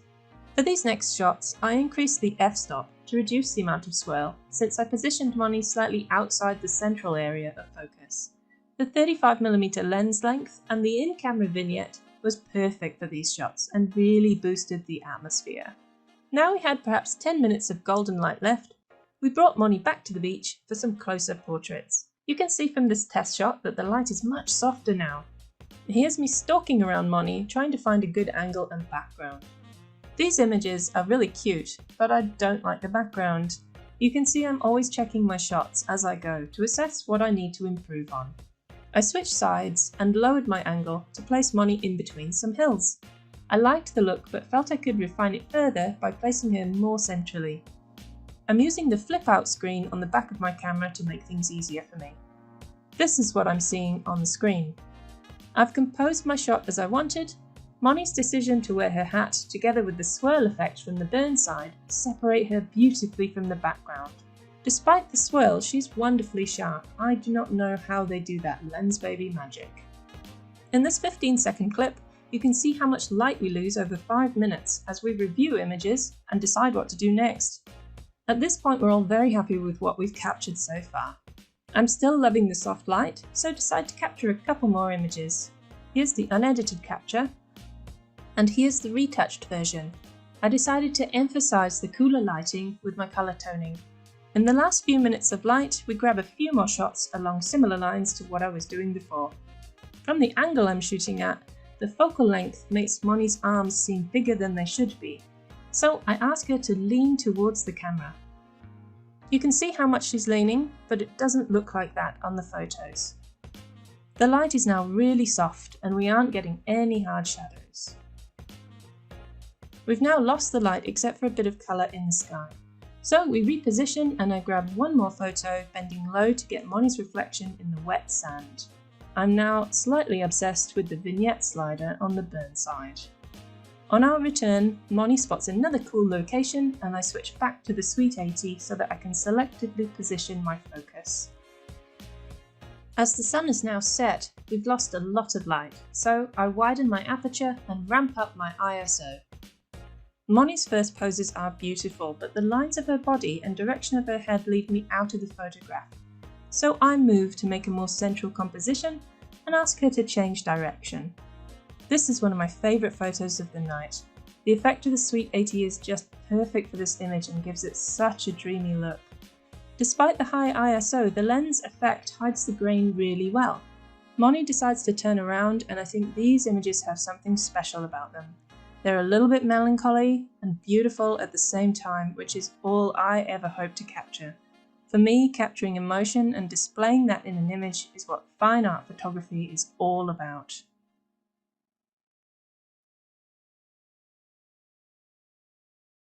Welcome back. I hope you enjoyed that trip to the beach as much as I did. So I've got a selection of my images loaded onto my computer here. I've already picked out some of my favorites. I'm looking at these in Adobe Bridge, and I'll be opening these up into Adobe Camera Raw. And you may or may not know that Adobe Camera Raw uses many of the same interfaces, etc. that Adobe Lightroom does. So if you're a Lightroom user, this should still be useful for you. So let's just have a look through. So we've got these images you will have already seen in the video I just showed you. So what I'm going to do is I'm going to take you through a basic edit and show you the sort of things that I would do just to sort of basically improve these photos. For instance, make them black and white, lift some of the shadows, and correct exposure and color and that kind of thing. So let's get straight to it. I'm just going to open this one up. So straight away, whilst I was doing this photo shoot, I already knew that I wanted to make a lot of these images black and white. So that's what I'm going to do here. My favorite way of doing black and white is actually to use the color profile for black and white, which you can find here. So I like to go into Adobe Monochrome. And straight away we've got a really nice black and white image. I think for me it's a little bit underexposed, but I'm going to have to watch out for these highlights because they will easily blow out. And sometimes with black and white, that's even more apparent, so I'll be very careful about that. So I'm just going to go through the basic sliders here first. So first up, I'm going to have a play around with my exposure and see what kind of level I want this all to be.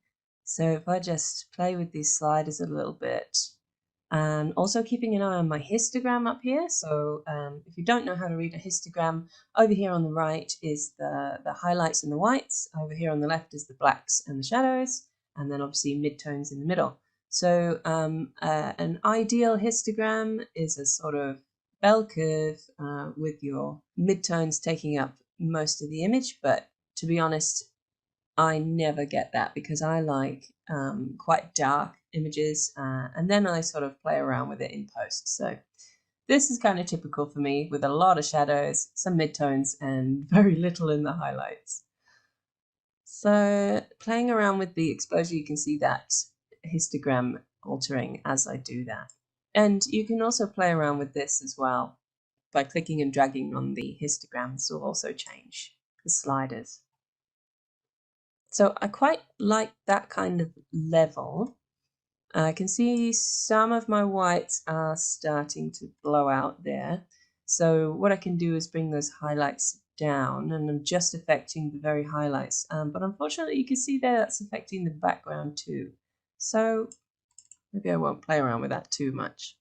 If I lift the shadows, I'm going to get a lot more detail in this rock down here, because I do like it dark and moody, but I also like to be able to see some shadows. So I'm going to just lift those a little bit, and straight away you can see all that detail coming out, and you can see the effect from the Sweet 80 as well, which is really, really nice to have.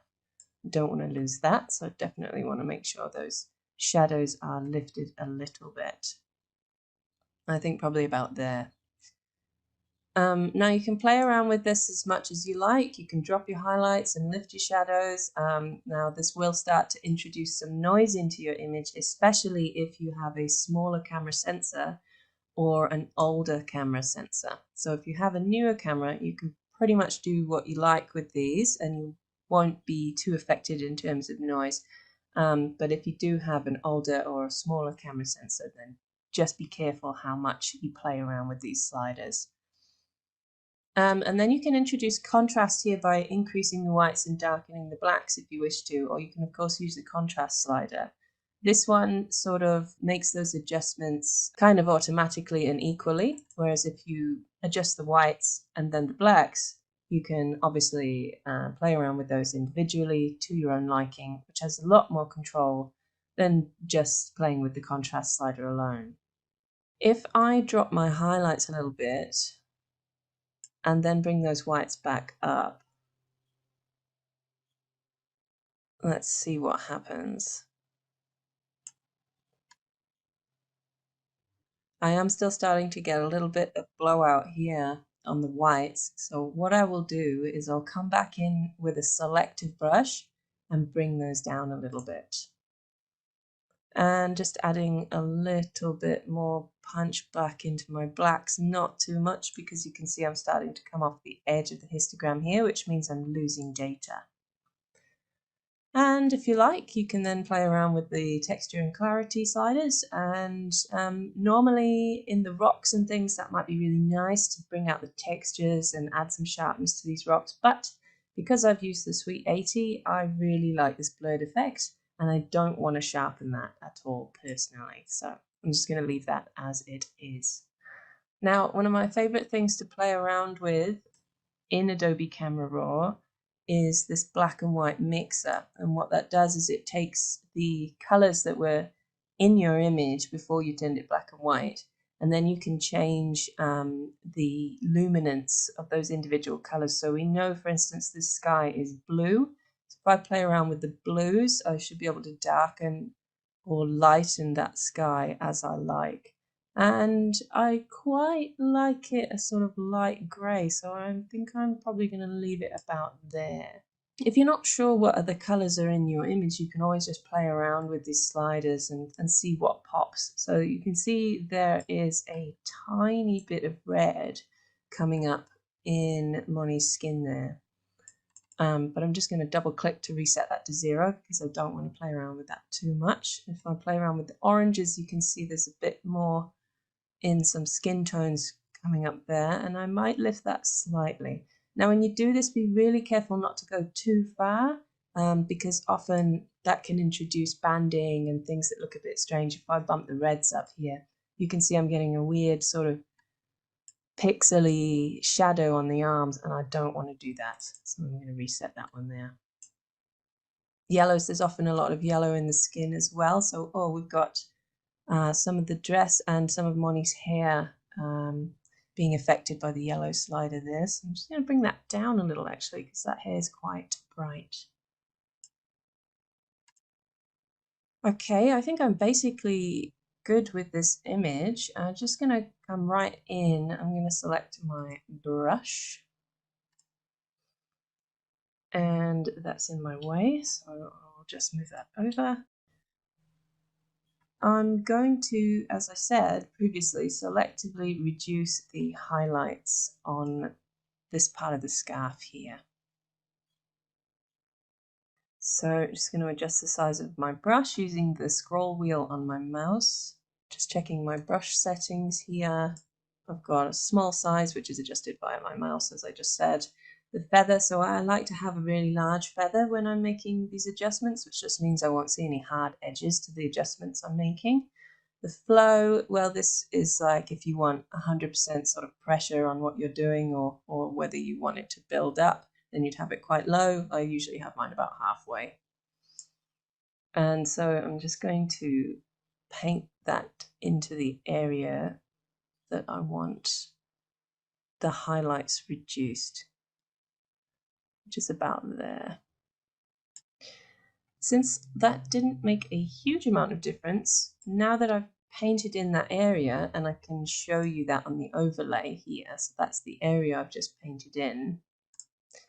Now I can still adjust what I've done. So if I thought those effects were too minimal, as I did, then I can just reduce the highlights further, and I quite like that there.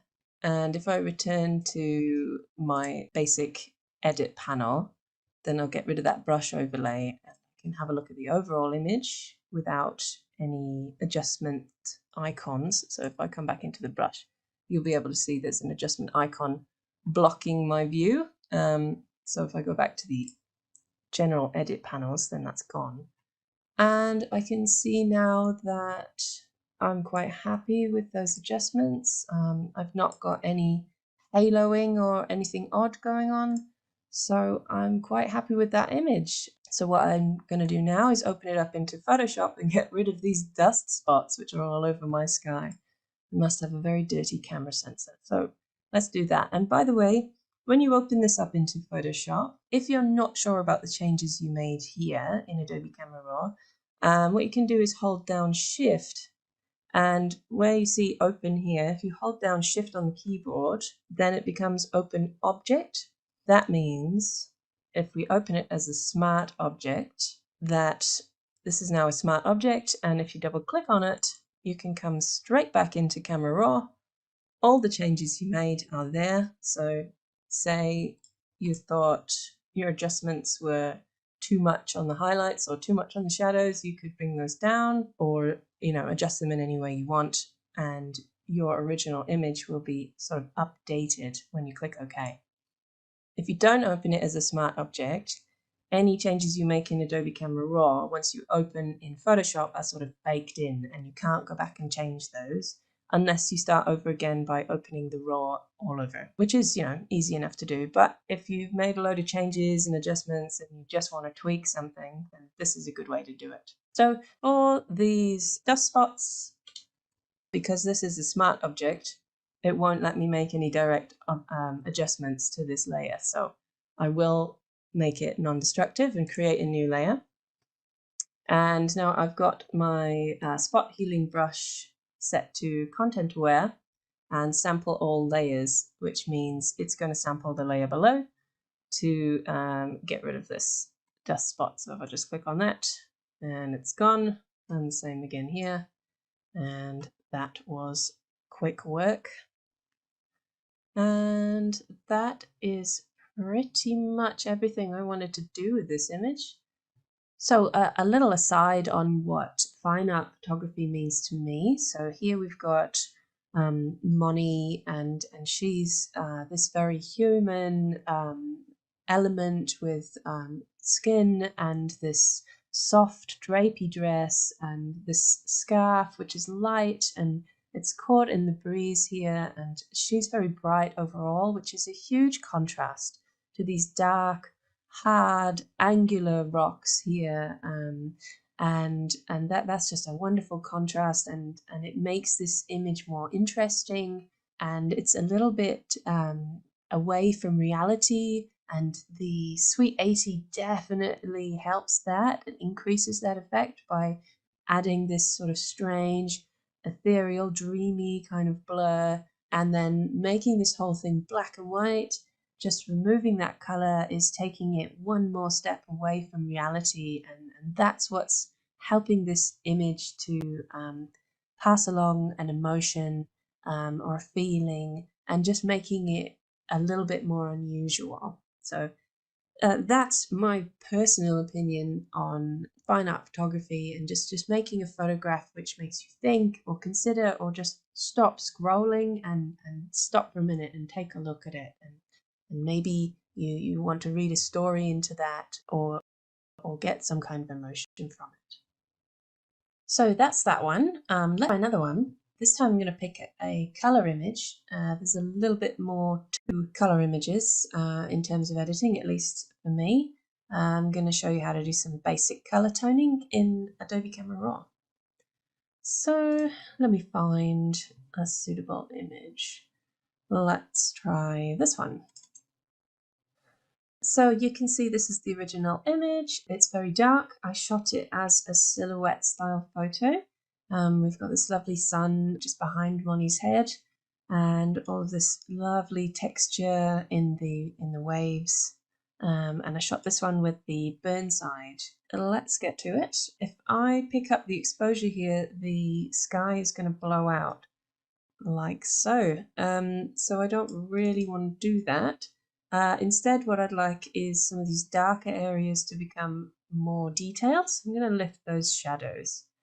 That's lovely. That's exactly what I wanted to see. So probably about there. Yeah, around 75% plus 75. Like I said before, don't be worried about playing with these unless you see a lot of noise coming into the photo. Next thing, I might bring some of those highlights down from the sky, and what that means is then I can increase the general exposure a little bit to bring it all back up. So that's about where I want it, I think. Quite like that. What I'm going to do with this for the profile, I'm going to change it from Adobe Color, which is quite sort of, well, bland really. If you pick any of these other ones, you're going to get a different kind of color space, color profile. And I love to use landscape for images which include more landscape in them. And what this does is it sort of warms everything up. It brings a bit more detail into the shadows, and I think it increases a little bit of color vibrancy as well. So that's really helped this sort of evening warm light, soft kind of feel. So what we can do further to that is introduce some color toning. So if I scroll down to the color grading panel, I am going to play around with some color in the shadows and some in the highlights as well. The typical rule, well, not rule, but guidance, is that you should use opposite colors. So if you want to use a cool tone in the shadows, then typically you would normally use a warm tone in the highlights. And if you choose a sort of bluey, tealy color, and then a sort of warm orangey, light orange color, that's a very kind of cinematic style color grading, and I often use that myself. So I'm gonna drag this little dot around where I want it, and keeping an eye on the image when I do this. So if you drag it quite far down, it will have a larger effect. And I just want it to be quite subtle, so I'm going to put it about there. And then for the highlights, I'll do the opposite direction, so introducing some warmth, and I think around about there looks quite good. Already that's made a big change to the image. If I just show you what difference that made, that's without the color toning, and that's with. So you can see it's already introduced this kind of cinematic, atmospheric quality to it in just a couple of clicks. So I love putting color toning in my color images. This slider affects how much you want these two colors to blend together. Typically I like them to be quite separate, so I might reduce that.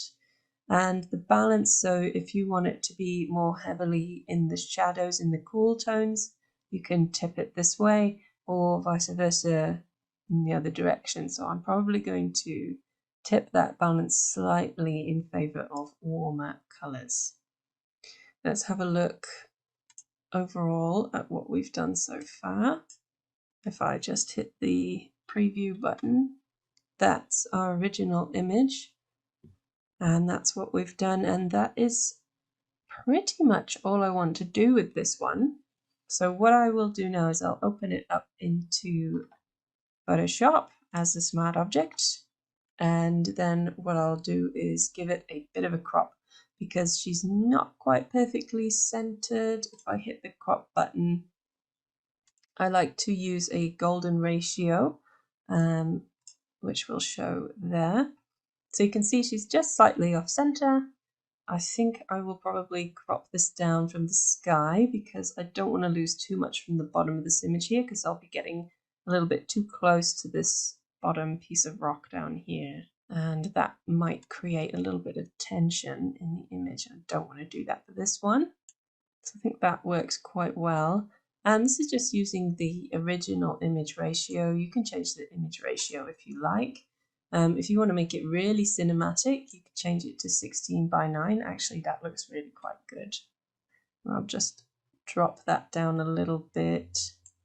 Also, I want to make sure my horizon here is straight, so I'm going to come up and use the straighten tool and just drag that across.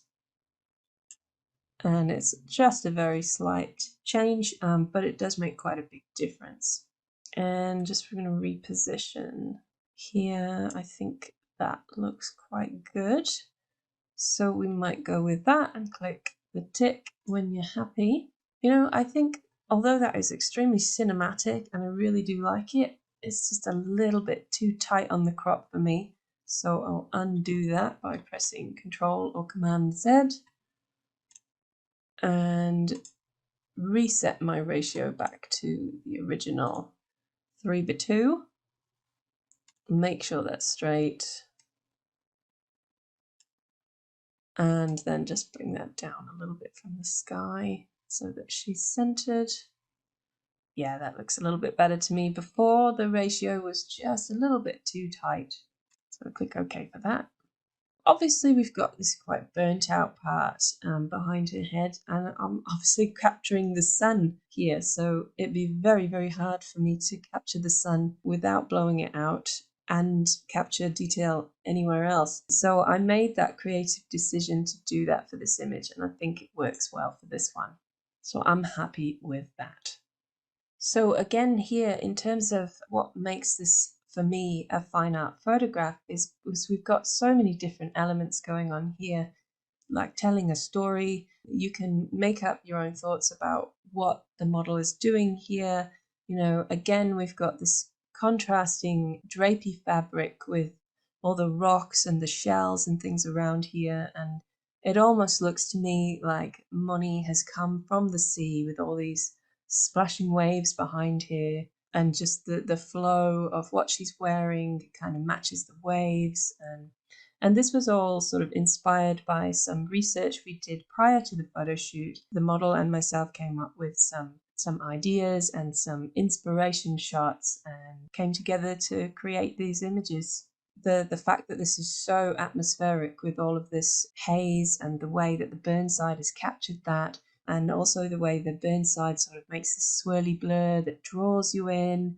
And that's why I've placed Moni centrally, so that she would be nice and sharp, and also because she's the center of attention here, and I want the viewer to focus on her and her story and what she's doing here. But I haven't necessarily spelled that out, so it's sort of left up to the viewer's imagination.